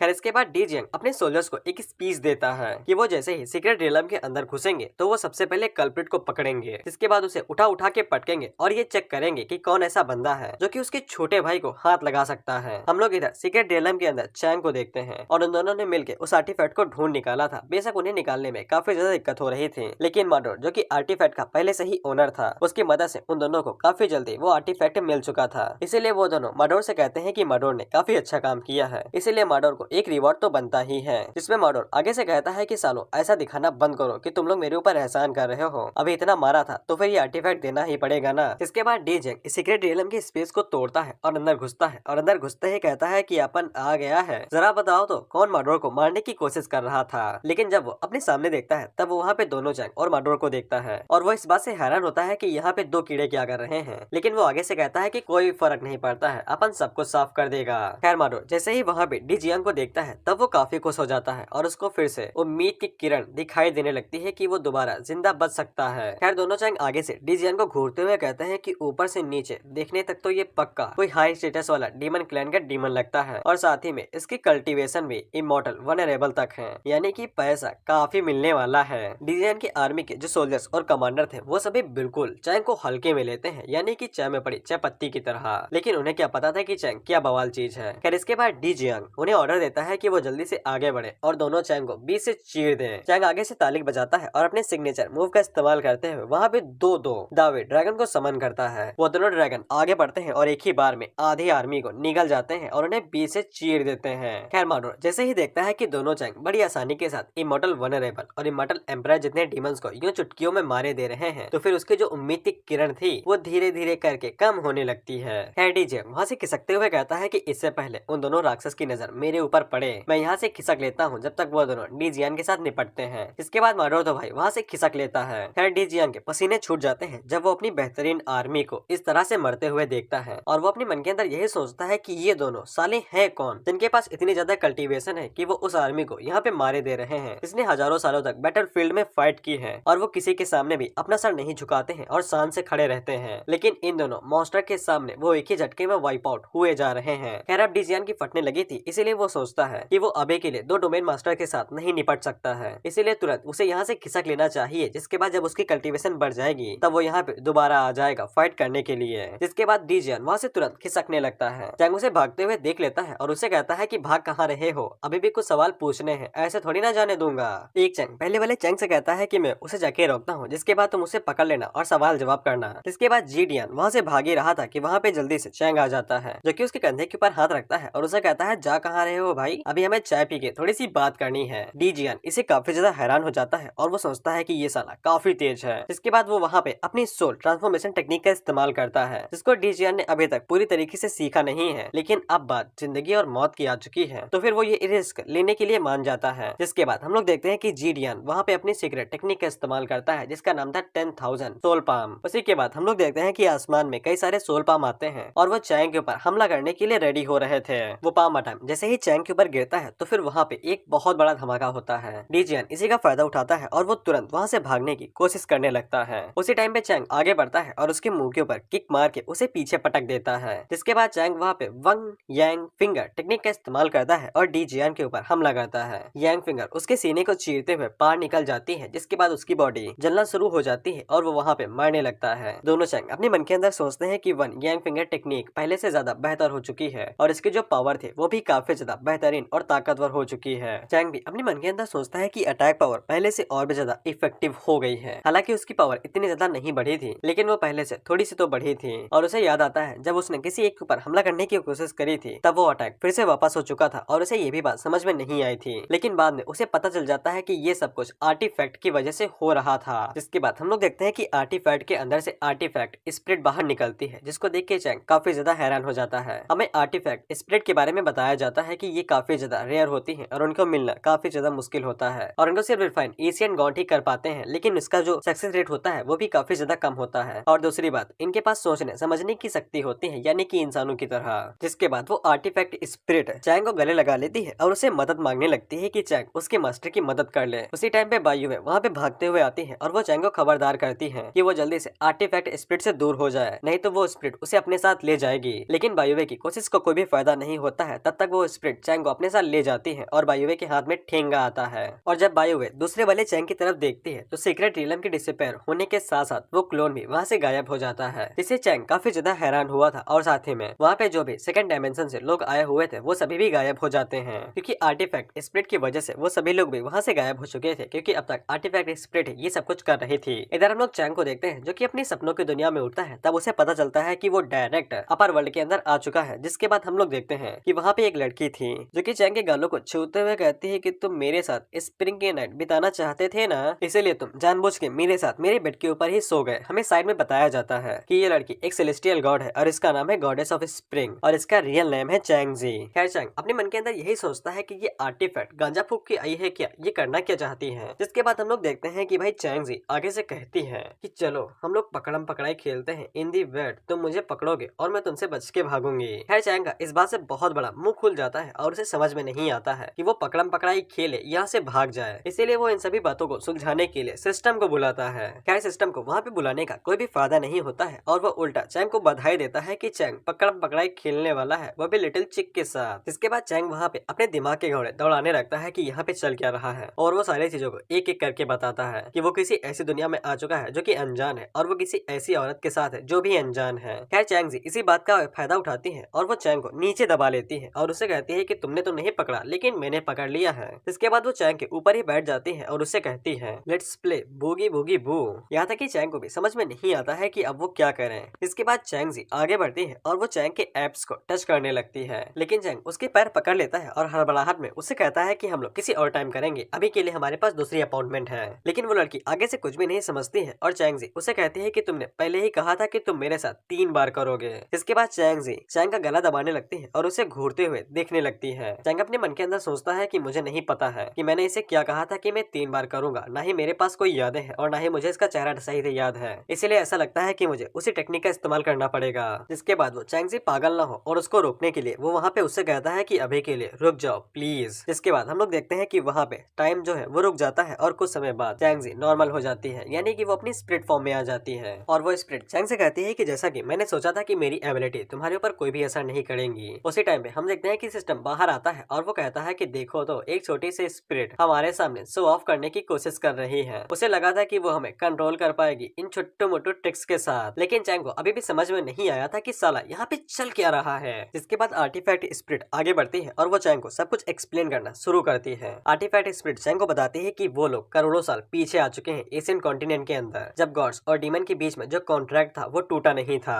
और ये जगह सुमी किंगडम है, एशियन कॉन्टिनेंट की साउथ ईस्ट कंट्री है। और ये कंट्री इस स्पिरिट और इसके मास्टर को होम डाउन है। और साथ ही में ये कंट्री वो पहली कंट्री है जो कॉन्ट्रैक्ट टूटने के बाद डिस्ट्रॉय हुई थी। और चैंग यहाँ पे जो भी कांड करेगा उन सभी का असर फ्यूचर में पड़ेगा, क्योंकि इस स्पिरिट की यही एबिलिटी है कि वो टाइम और स्पेस को कंट्रोल कर सकती है। लेकिन जो चैंग वो यहाँ से बिलोंग नहीं करता है, लेकिन वो फिर भी उसकी मदद करेगी, क्योंकि यहाँ पे एक मेल पेट है और वो स्पिरिट चैंग को उसी के साथ एसोसिएट करेगी जो कि इस डायमेंशन के अंदर एग्जिस्ट करता है। जिसके बाद वो स्पिरिट चैंग को उस मेल पेट की मेमोरीज देती है। और अब से हम लोग उस बंदे की मेमोरीज देखेंगे जो कि करोड़ों साल पहले एशियन कॉन्टिनेंट के अंदर रहता था। चैंग और लाखों साल पहले वाला बंदा दोनों दिखने में सेम है, एक नाम जैसे ही है, लेकिन वो दोनों एक दूसरे के साथ कोई भी नाता नहीं रखते हैं। पहले ही बता दिया है, इसीलिए कंफ्यूज मत होना। हमें बताया जाता है कि ओरिजिनल ओरन का नाम चन चैंग आ है। साथ ही में उसके पास भी कल्टीवेट करने की कोई भी एबिलिटी नहीं है और वो एक नॉर्मल इंसान है। लेकिन इस मॉडल वर्ल्ड के अंदर वो काफी ज्यादा फेमस था because of he has glowing skin and beautiful body. Basically चिकना था साला। जिसके बाद उन दोनों की मुलाकात हुई, यानी कि स्पिरिट्स की और साथ ही में पुराने वाले चैंग की। जिसके बाद उन दोनों को एक दूसरे से प्यार हुआ और बगियों में फूल खिल गए। जैसे ही उन दोनों ने एक दूसरे को चेहरे देखे, तैसे ही उन्हें एक दूसरे से बेइंतहा प्यार हो गया और उनके अंदर जरा सा भी सब्र नहीं बचा था, इसीलिए वो दोनों तुरंत भागते हुए ओयो गए and they have boogie boogie. और इसी तरह से ये लोग 2 और बार मिले। और ये जो चैंग अभी इस टाइमलाइन में आया है जहाँ पे वो लड़की उसके ऊपर चढ़े हुए थे, ये उनका तीसरी बार था। इसीलिए वो लड़की चैंग से कह रही थी कि तुम पहले ही 2 बार कर चुके हो और ये तीसरी बार होने वाला है। इसे चैंग को समझ में आ जाता है कि वो गुस्सा किस लिए थी। जिसके बाद चैंग वहाँ पे सिस्टम को बुलाता है, तो फिर सिस्टम चैंग को बताता है कि दूसरी पार्टी जो कह रही है उसे अच्छे से सुनो और अपना फायदा निकाल के उसी को करना। और वैसे भी तुम डोमेन का इस्तेमाल हर जगह पे कर सकते हो और तुम बेशक यहाँ पे भी अपनी पावर का इस्तेमाल कर सकते हो। इसके बाद वो स्पिरिट चैंग से पूछती है क्या चैंग नाराज हो गया है, क्योंकि वो स्पिरिट ने वो दोनों जब माहौल गर्म कर चुके थे उसी बीच में उसने उंगली कर दी। चैंग उसे कहता है कोई भी बात नहीं है, मैं बिल्कुल ठीक हूँ। वो स्पिरिट आगे से कहती है कि इतना नाराज मत हो, यहाँ पे और भी लोग बचे हुए हैं, चाहो तो वहाँ पे शिफ्ट कर सकती हूँ। जिसपे चैंग आगे से कहता है नहीं नहीं धन्यवाद, मेरे पास पहले से ही एक खूबसूरत वाइफ है, मुझे किसी की जरूरत नहीं है। लेकिन वो आर्टिफैक्ट की स्पिरिट चैंग को एक और झटका देती है कि चैंग से पहले ही यहाँ पे मेल पेट है और वो टोटल 232 है और चैंग का नंबर 233 है। चैंग उसे कहता है क्या तुम मुझे यहाँ पे इस बारे में बात करने के लिए लाई हो, जो काम है वो बताओ। जिसके बाद आर्टिफैक्ट स्पिरिट वहाँ पे बताना शुरू करती है कि अगले 3 दिनों के अंदर उसका मास्टर वहाँ पे मारा जाएगा। आर्टिफैक्ट का पैदा होना ही एक जन्म की तरह होता है और उसका जन्म उसके मास्टर की रक्षा करने के लिए हुआ था। आर्टिफैक्ट स्पिरिट ने अपना पूरा जोर लगा दिया, लेकिन इसके बावजूद वो अपने मास्टर को बचाने में नाकामयाब रही।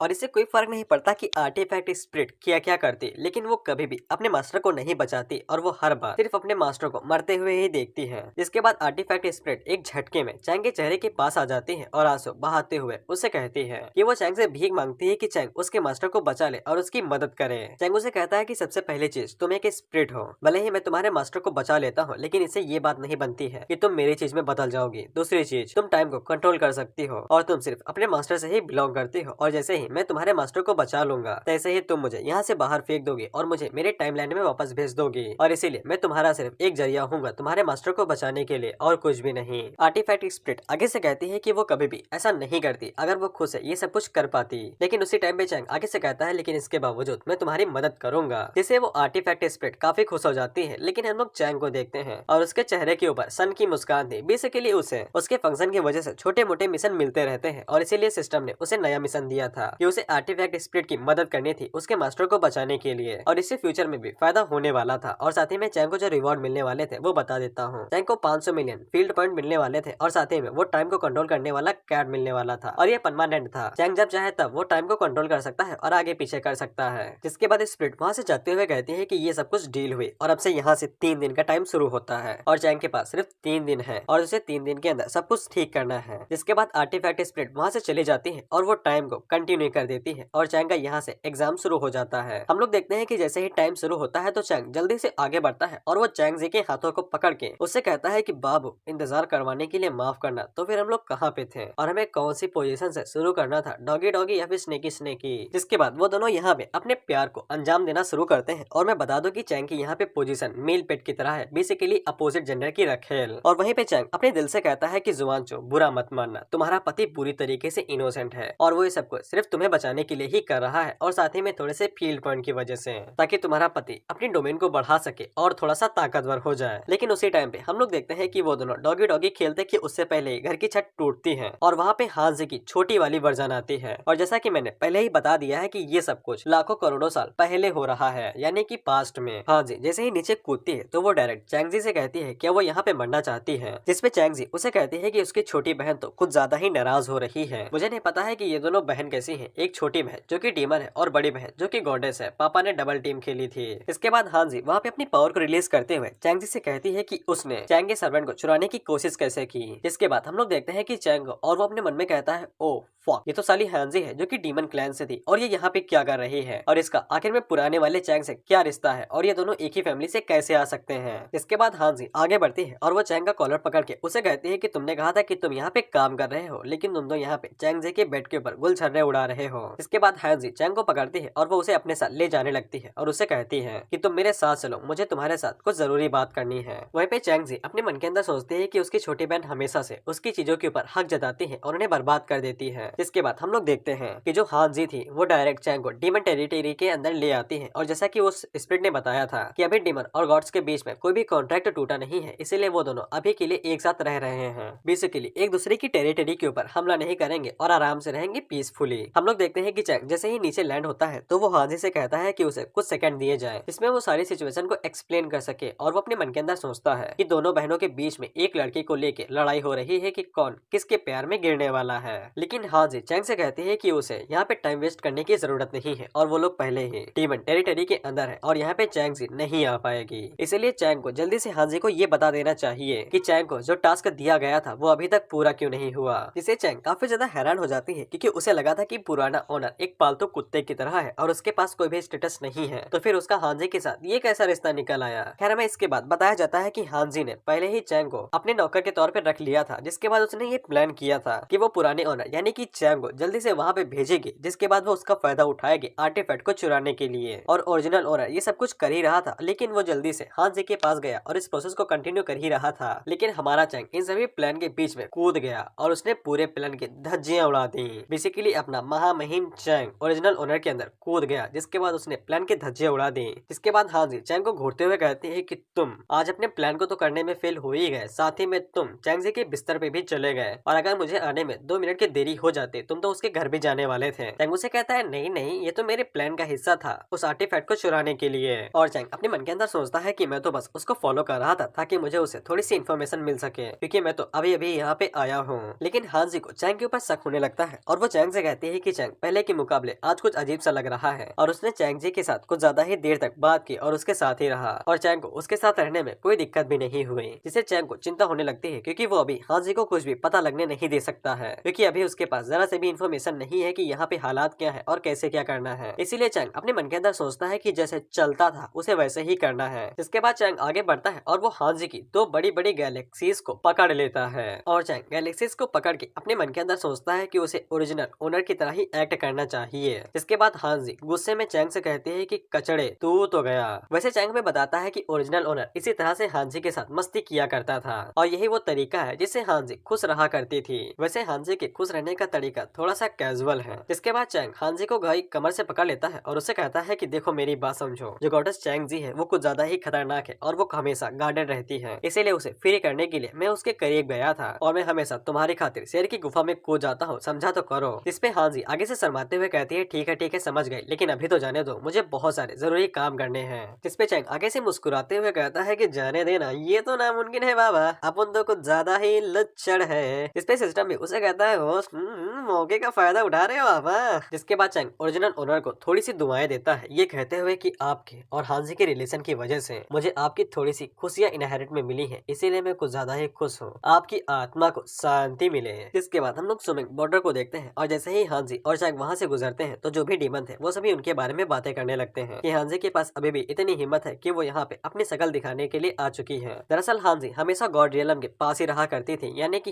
इंसानों वाली जगह पे, और साथ ही में वो अपने साथ कई बार चैंग को भी यहाँ पे लेके आई है, जो कि काफी खराब बात मानी जाती है डीमंस के लिए। उसी टाइम पे हम लोग देखते हैं कि 2-3 बच्चे हांजी के ऊपर पत्थर फेंक के मारते हैं और उसे कहते हैं कि उसे यहाँ से तुरंत निकल जाना चाहिए, क्योंकि हांजी हमेशा यहाँ पे बुरी किस्मत लेके आती है। और वो साथी में चैंग की बेइज्जती करता है, ये कहते हुए कि चैंग गली का कुत्ता है जिसके बाल सफेद है, और वो साथी में हांजी के पैर चाटा करता है। इससे चैंग को समझ में आ जाता है कि हांजी की किस्मत डीमन रियलम के अंदर कुछ ज्यादा अच्छी नहीं है और उसे हमेशा परेशान किया जाता है। जिसके बाद हम लोग देखते हैं कि हांजी किसी टेंट के पास पहुंच जाती है जहाँ पे वो अंदर जाने वाली थी, लेकिन वो अंदर जाने से पहले चैंग से कह के जाती है कि यहाँ से हिलना नहीं तो मैं तुम्हारी रक्षा नहीं करूंगी और तुम्हारी बोटी बोटी नोच ली जाएगी। जिसपे चैंग आगे से कहता है ठीक है चली जाओ। और हांजी जैसे ही टेंट के अंदर जाती है तो फिर हम लोग चैंग के चेहरे के ऊपर मुस्कान देखते हैं, बेशक ये साला नहीं रुकने वाला था। जिसके बाद हम लोग देखते हैं कि हांजी जैसे ही टेंट के अंदर कदम रखती है तो फिर चैंग तुरंत वहां से खिसक लेता है। इसके बाद वो भागते हुए इधर उधर घूमने लगता है इन्फॉर्मेशन को इकट्ठा करने के लिए, क्योंकि आर्टिफैक्ट स्पिरिट ने जो उसे इन्फॉर्मेशन दी थी वो बहुत ज्यादा कम थी। आर्टिफैक्ट स्पिरिट ने सिर्फ चैंग को इतना ही बताया था कि वो भाई 1-2 हजार साल वाल पीछे आ चुके हैं बस, लेकिन चैंग के पास इतनी इन्फॉर्मेशन काफी नहीं थी कि वो यहाँ पे फाइट को कर सके, क्योंकि उसे आर्टिफैक्ट की मास्टर यानी कि जो चैंगजी है उसे बैटल के अंदर जिंदगी बचानी है। जिसके बाद उसे आर्टिफैक्ट का मास्टर भी बनना है, तभी तो मिशन पूरा होगा और पैसे मिलेंगे। जिसके बाद हम लोग देखते हैं कि चैंग पूरे बॉर्डर में इधर उधर घूमने लगता है और वो हर जगह के नयाजा लेता है, और इसे ये भी पता चलता है कि जो डीमंस है वो पूरी तरीके से तैयार हो चुके हैं फाइट करने के लिए, और वो युद्ध को शुरू करने ही वाले थे और वो पूरी तरीके से तैयार थे। चैंग अपने मन के अंदर सोचता है कि उसे 3 दिनों तक यहाँ पे जिंदा रहना है चैंग जी के साथ और उसे रक्षा करनी है, और जैसे ही 3 दिन पूरे हो जाते हैं तो फिर उसका मिशन अपने आप ही पूरा हो जाएगा। इसीलिए चैंग को यहाँ पे ज्यादा कुछ भी नहीं करना था, उसे बस यहाँ की जो हेवनली कॉन्टिनेंट थी उसको देखना था और उसे ये पता करना था कि डीमंस लॉर्ड और डीमन जनरल्स की पावर कितनी है जिनके साथ वो उन्हें फाइट कर सके, और उसी के मुताबिक चैंग आगे बढ़ने वाला था और वो आसानी के साथ इन सभी चीजों को पूरा कर सकता था। लेकिन उसी टाइम पे हम लोग देखते हैं कि 3-4 डीमन की नजर चैंग के ऊपर पड़ जाती है और वो चैंग को देखते ही पहचान जाते हैं कि ये हांजी का पालतू कुत्ता है जो कि इधर उधर घूम रहा है। जिसके बाद हम लोग देखते हैं कि वो डीमन चैंग के ऊपर हमला कर देते हैं और उससे कहते हैं कि हांजी की इतनी हिम्मत कैसे हुई कि उसने मास्टर हेइसा के ऑफर को रिजेक्ट कर दिया और किसी पालतू कुत्ते के साथ यहाँ पे घूम रही है, और यहाँ तक कि डीमन बॉर्डर के ऊपर उसकी जरा से भी इज्जत नहीं की जाती है। लेकिन हम लोग देखते हैं कि चैंग की स्पीड बहुत ज्यादा थी और वो आसानी के साथ उस डीमन के अटैक को डॉज कर लेता है और पीछे हट जाता है। वो डीमन भी इस बात से हैरान हो जाते हैं और कहते हैं कि इस कुत्ते की स्पीड तो कुछ ज्यादा ही कम है। जिसके बाद हम लोग देखते हैं कि वहाँ पे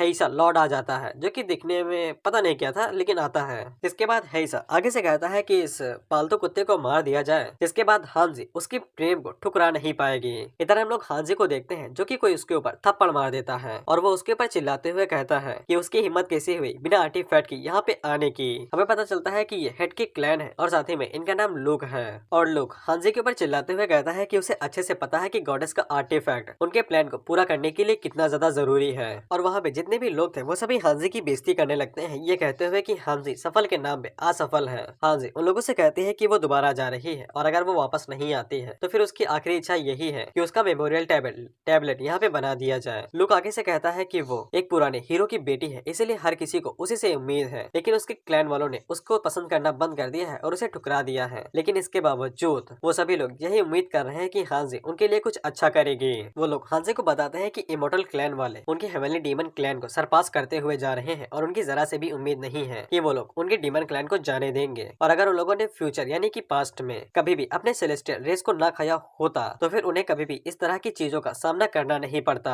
जिसके बाद लोग हांजी से कहता है कि उसने जो कुत्ता पाल के रखा है यानी चैंग को, वो कभी भी आर्टिफैक्ट को लाने में उनकी मदद नहीं करेगा। उसे तो काफी टाइम पहले ही पका के खा लेना चाहिए था और उसकी बोटी निकाल लेनी चाहिए थी। इधर हम लोग देखते हैं कि हेइसा डीमन यानी कि प्रेमी वो चैंग के ऊपर हमला करने के लिए आगे बढ़ता है। हांजी आगे से कहती है कि ये उसकी खराब प्लानिंग हो सकती है, लेकिन उसमें उसके सर्वेंट को कोई भी लेना देना नहीं है, और वैसे भी वो चैंग जी के बहुत ज्यादा करीब जा चुका है और साथ ही में उसे कभी भी वो आर्टिफैक्ट मिल सकता है। लेकिन लोग उसके ऊपर डंडी फेंक के मारता है और उसे कहता है कि वो उसका दिमाग कभी भी नहीं पढ़ पाएगी, इंसान कभी भी किसी काम के नहीं आते हैं। और साथ ही में विनर्स को हमेशा प्राइज मिलते हैं, यानी कि तारीफ, और लूजर्स को कुछ भी नहीं। इसीलिए हांजी कभी भी कुछ नहीं कर पाएगी। जिसके बाद वो लोग इस बारे में बात करने लगते हैं कि हांजी के साथ क्या किया जाना चाहिए। तभी कुछ डीमंस आगे बढ़ते हैं और वो बताते हैं कि हैसा डीमन यहाँ का सबसे ताकतवर डीमन है और उसने हाल ही में इमॉर्टल रियलम को सरपास किया है। इसीलिए वो लोग हांजी को उसके हवाले कर सकते हैं और हैसा डीमन हांजी का अच्छे से ख्याल रख लेगा। जिसके बाद लोग भी इस बात के लिए मान जाता है और वो कुछ लोगों को कह के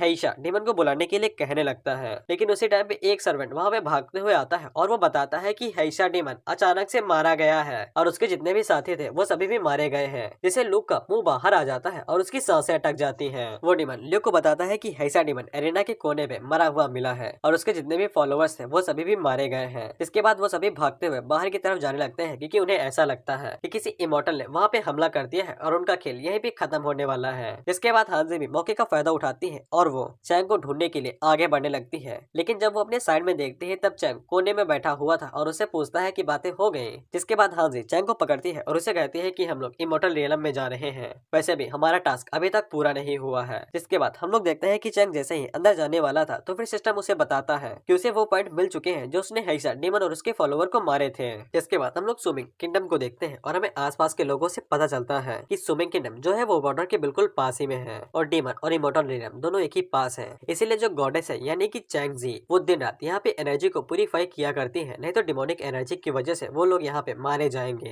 जिसके बाद हम लोग देखते हैं कि चैंग जी अपने आर्टिफैक्ट को लेके बाहर निकलती है और वो अपनी डिवाइन पावर का इस्तेमाल करके आर्टिफैक्ट का इस्तेमाल करती है और वहाँ पे जितनी भी डिमोनिक एनर्जी थी उन सभी को प्यूरिफाई कर देती है। और चैंग जी का गॉडेस होने के तौर पे यही काम था। जिसके बाद हमें बताया जाता है स्विमिंग किंगडम का असली नाम स्विमिंग वैली है जो कि इमॉर्टल और डीमंस के बिल्कुल बीच में स्थित है और तुम लोग मैप में देख सकते हो कि कहाँ पे क्या स्थित है। इसके बाद हमें बताया जाता है कि पिछले बैटल्स के दौरान जब इमॉर्टल्स और डीमंस के बीच में फाइट हुई थी और डीमंस अचानक से इमॉर्टल्स के ऊपर रश करके इमॉर्टल वर्ल्ड के ऊपर कब्जा करने ही वाले थे कि उसी टाइम पे एशियन बीस्ट ने उनके ऊपर हमला किया और उन्हें खदार भेजा। इसके बाद एशियन डीमन लॉर्ड और उसके हजारों डीमन जनरल्स को यहाँ पे सील कर दिया गया और उस भयानक युद्ध के बाद जितने भी इंसान बचे थे और साथ ही में इमॉर्टल्स थे उन सभी ने फैसला किया कि वो लोग इस वैली को स्विमिंग किंगडम का नाम देंगे और इसी को अब से नया घर कहेंगे और बिल्कुल उन्होंने वैसा ही किया। लेकिन इसके अलावा जो डिमोनिक एनर्जी थी वो लगातार डिमोनिक अबायस कॉन्टिनेंट से भेजी जा रही थी। इसीलिए जो सील थी वो हमेशा धीरे धीरे के टूटा करती थी और डीमन लॉर्ड ने भी कभी भी गिव अप नहीं किया था और वो भी सील को तोड़ने की कोशिश किया करता था।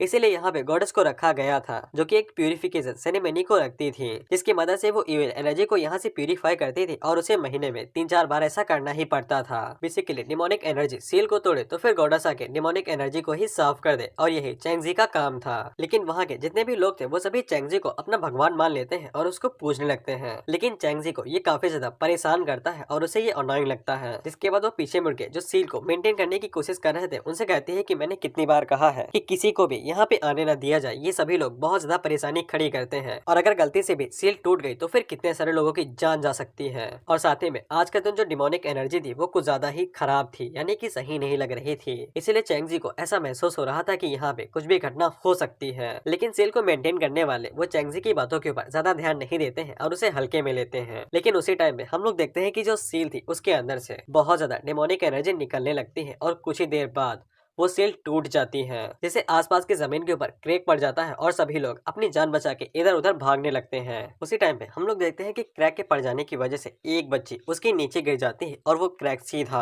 उस जगह पे जा रहा था जहाँ पे वो डीमन कैद था। हम लोग देखते हैं कि चैंग जी आगे बढ़ते हैं और वो उन लोगों से कहते हैं कि पैनिक करने की कोई भी जरूरत नहीं है। स्विमिंग किंगडम को कुछ भी नहीं होगा जब तक वो यहाँ पे है और वो आसानी के साथ इस सील को फिर से रीसील कर देगी और किसी को भी कुछ भी नहीं होगा। जिसके बाद वो अपनी मैजिक पावर का इस्तेमाल करती है और उस सील को दोबारा सील करने की कोशिश करने लगती है। वो सभी लोग भी चैंग जी से कहते हैं कि चैंग जी है जो कि उन सभी लोगों को बचा सकती है। जिसके बाद हम लोग देखते हैं कि चैंग जी उस सील के अंदर चली जाती है जहाँ पे उस डिमन को कैद करके रखा हुआ था और चैंग जी जैसे ही सील के अंदर जाती है तो हम लोग देखते हैं कि वो सभी लोग जिनको सील को मेंटेन करने के लिए रखा गया था वो सभी फिर से फिल्ली हो जाते हैं। बेसिकली सीधे शब्द में कहूँ तो ये सभी लोग कामचोर हैं और ये सारा काम चैंग जी के ऊपर छोड़ देते हैं और उन्हें लगता है कि चैंग जी कोई बाहुबली है जिसके बाद हमेशा के लिए फुल्ली स्टेमिना है और वो कभी थकती नहीं है।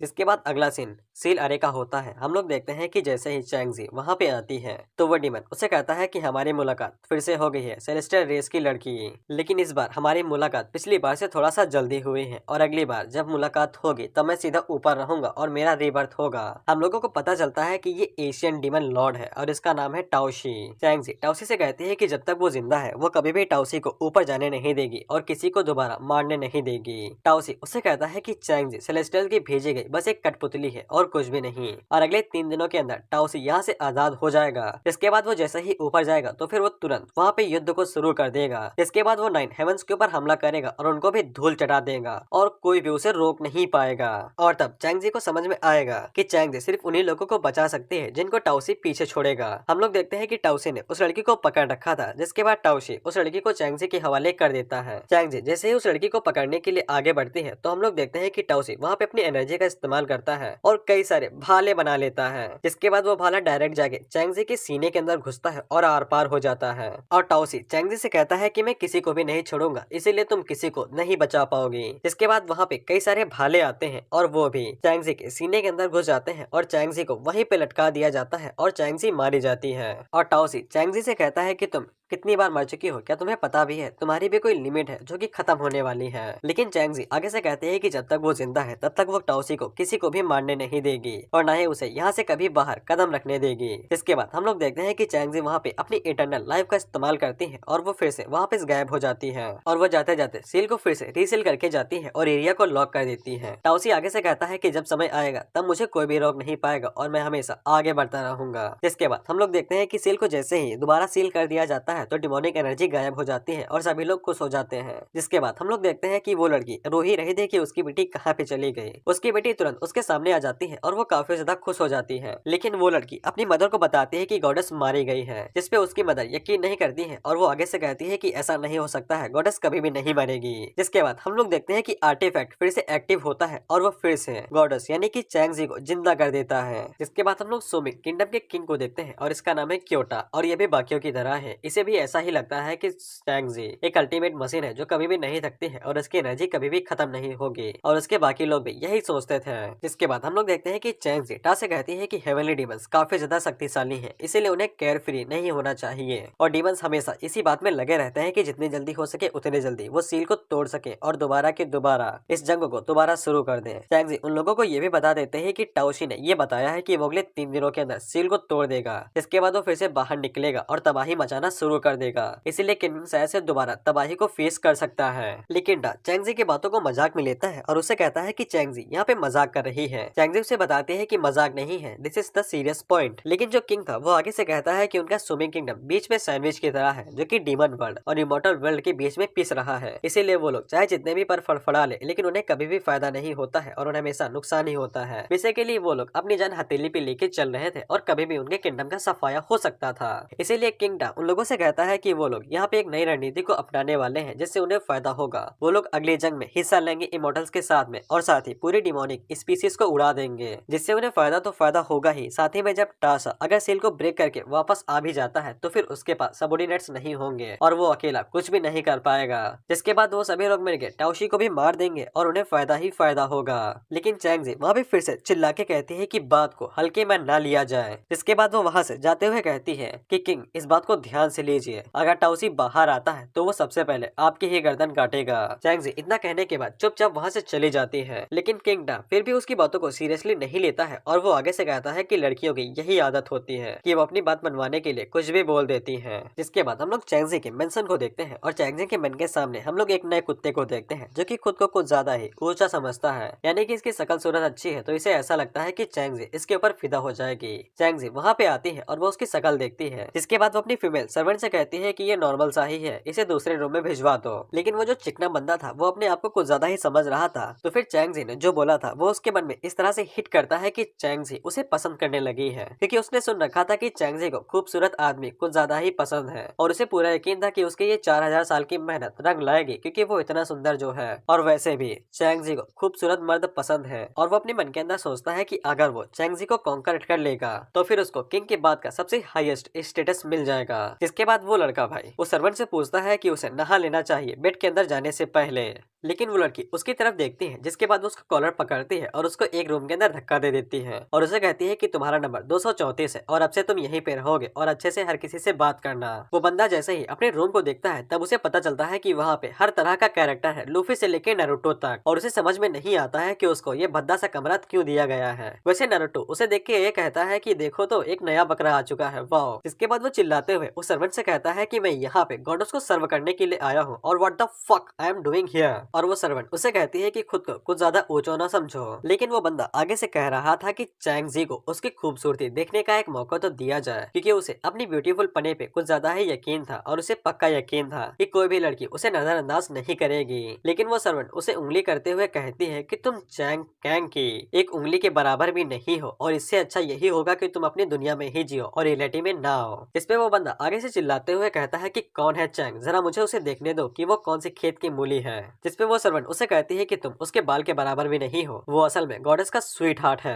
खैर उसी टाइम पे हम लोग उसके स्वीट हार्ट को देखते हैं। चैंग जी जैसे ही अपने कमरे के अंदर आए थे तब उसके सामने एक पोर्टल खुला हुआ था जिसको हांजी ने खोला था और चैंग उसे कह रहा था क्या इस टेलीपोर्टेशन की वजह से क्या मैं चैंग जी के दिल के अंदर जा सकता हूँ। चैंग जी जैसे ही उन दोनों को अपने कमरे के अंदर देखती है तब वो थोड़ा सा नाराज होती है और वो हांजी से कहती है कि एक सिर्फ यही है जो कि मेरे कमरे के अंदर इस तरह से टेलीपोर्टेशन सर्कल को खोल सकती है और वो है मेरी छोटी बहन। वहीं पे हांजी अपने मन के अंदर सोचती है कि वो घर के बाहर ही एग्जिट गेट को खोलने वाली थी, लेकिन चैंग कुछ ज्यादा ही चिपक रहा था इसीलिए उसका हाथ फिसल गया और वो यहाँ पे आ गई। खैर हांजी को सिर्फ आर्टिफैक्ट से मतलब है, बाकी सब गया तेल लेने। जिसके बाद हम लोग देखते हैं कि हांजी चैंग को चैंग जी की तरफ धक्का दे देती है और उसे कहती है कि ये नालायक कुत्ता सिर्फ तुम्हें ही प्यार करता है और मुझे ऐसा कुत्ता नहीं चाहिए, इसीलिए मैं यहाँ से जा रही हूँ। जिसके बाद वो जाते हुए चैंग से कहती है कि मैं तुम्हारे पैसे तुम्हारे अकाउंट में ट्रांसफर कर दूंगी। जिसके बाद वो चैंग जी से कहती है कि उसने सोचा भी नहीं था कि चैंग जी को कोई ऐसा सर्वेंट मिल जाएगा जो कि उसे इतना ज्यादा लॉयल होगा। जिसके बाद वो जाते हुए हल्के से चैंग से कहती है कि मिशन के बारे में मत भूलना। चैंग भी आगे से कहता है कि ओके नहीं भूलूंगा। वहीं पे चैंग जी को ये सब कुछ पता था कि ये दोनों मिलकर कौन सी मिली भगत कर रहे हैं और उसे ये भी पता था कि इन दोनों ने कौन सा प्लान बनाया है और कैसे ये लोग आर्टिफैक्ट को लेने वाले हैं। खैर वैसे चैंग जी हांजी को अपनी छोटी बहन ही मानती है और वो कहती है कि हांजी हमेशा से ही कमजी और बेवकूफ थी, वो हमेशा से अपनी बातों को बता देती थी भले ही वो छुपाना चाहती हो। जिसके बाद चैंग जी वहाँ से पीछे मुड़ जाती है और वो चैंग से कहती है कि चलो हम लोग चल के नहा लेते हैं और उसके बाद तुम मुझे अपनी सारी बातें बताओगे। जिसके बाद हम लोग चैंग के चेहरे के ऊपर शैतानी मुस्कान देखते हैं और वो कहता है कि वाओ वाओ, अब मैं सोचता हूँ कि मुझे कौन कौन सी ट्रिक का इस्तेमाल करना चाहिए। उसी टाइम पे सिस्टम चैंग के पास आता है और उसे कहता है host I have a good suggestion, I will teach you 9 massage technique. जिसके बाद हम लोग देखते हैं कि चैंग को भाई बाथ हाउस के अंदर लेके जाती है और वहाँ पे जो भी सर्वेंट थे वो सभी ये देख के काफी ज्यादा हैरान हो चुके थे क्योंकि गॉडेस चैंग जी ने पहली बार किसी मर्द को अपने साथ नहलाने के लिए लाई थी। जिसके बाद हम लोग चैंग को देखते हैं जिसके चेहरे के ऊपर अभी भी वही मुस्कान थी और वो बेचारा इस बात से परेशान था कि उसे पीठ को सामने से साफ करना चाहिए या फिर आगे से। जिसके बाद चैंग से कहती है क्या तुम करना शुरू करोगे, जिसपे चैंग आगे से भाई लाल हो जाता है और वो कहता है कि यस मैम। जिसके बाद चैंग की नाकों से खून बहने लगता है और वो आगे बढ़ते हुए कहता है कि गॉडेस आज मैं आपको दिखा दूंगा हैंड ऑफ गॉड की असली ताकत। इसके बाद चैंग आगे बढ़ता है और वो अपने हाथ में कपड़े को बांधता है। जिसके बाद वो चैंग की पूरी बॉडी के ऊपर मसाज करने लगता है और उसकी स्पीड इतनी ज्यादा थी कि चैंग जी को कुछ समझ में नहीं आता है, लेकिन उसको एक चीज जरूर समझ में आती है और वो है मजा।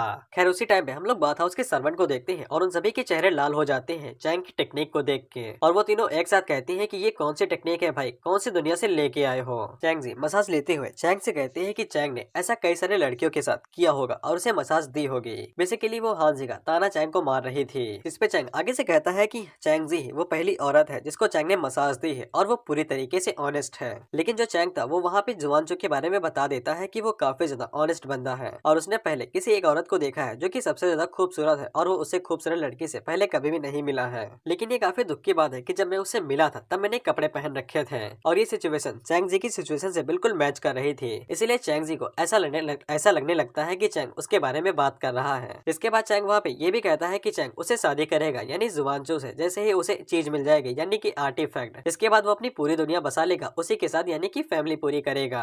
लेकिन चैंग जी ये सभी बातें अपने ऊपर समझ लेती है और वो अपने मन के अंदर कहती है कि साले मैंने अभी तक तुझसे शादी करने का वादा नहीं किया है। और वो अपने मन के अंदर सोचते है कि ये दुख की बात है कि चैंग सिर्फ एक नॉर्मल सा मॉडल बंदा है यानी कि कोई कल्टीवेशन वाला नहीं, और अगर गॉडेस किसी ऐसे के साथ शादी करेगी तो फिर ये बात कुछ जचेगी नहीं ना।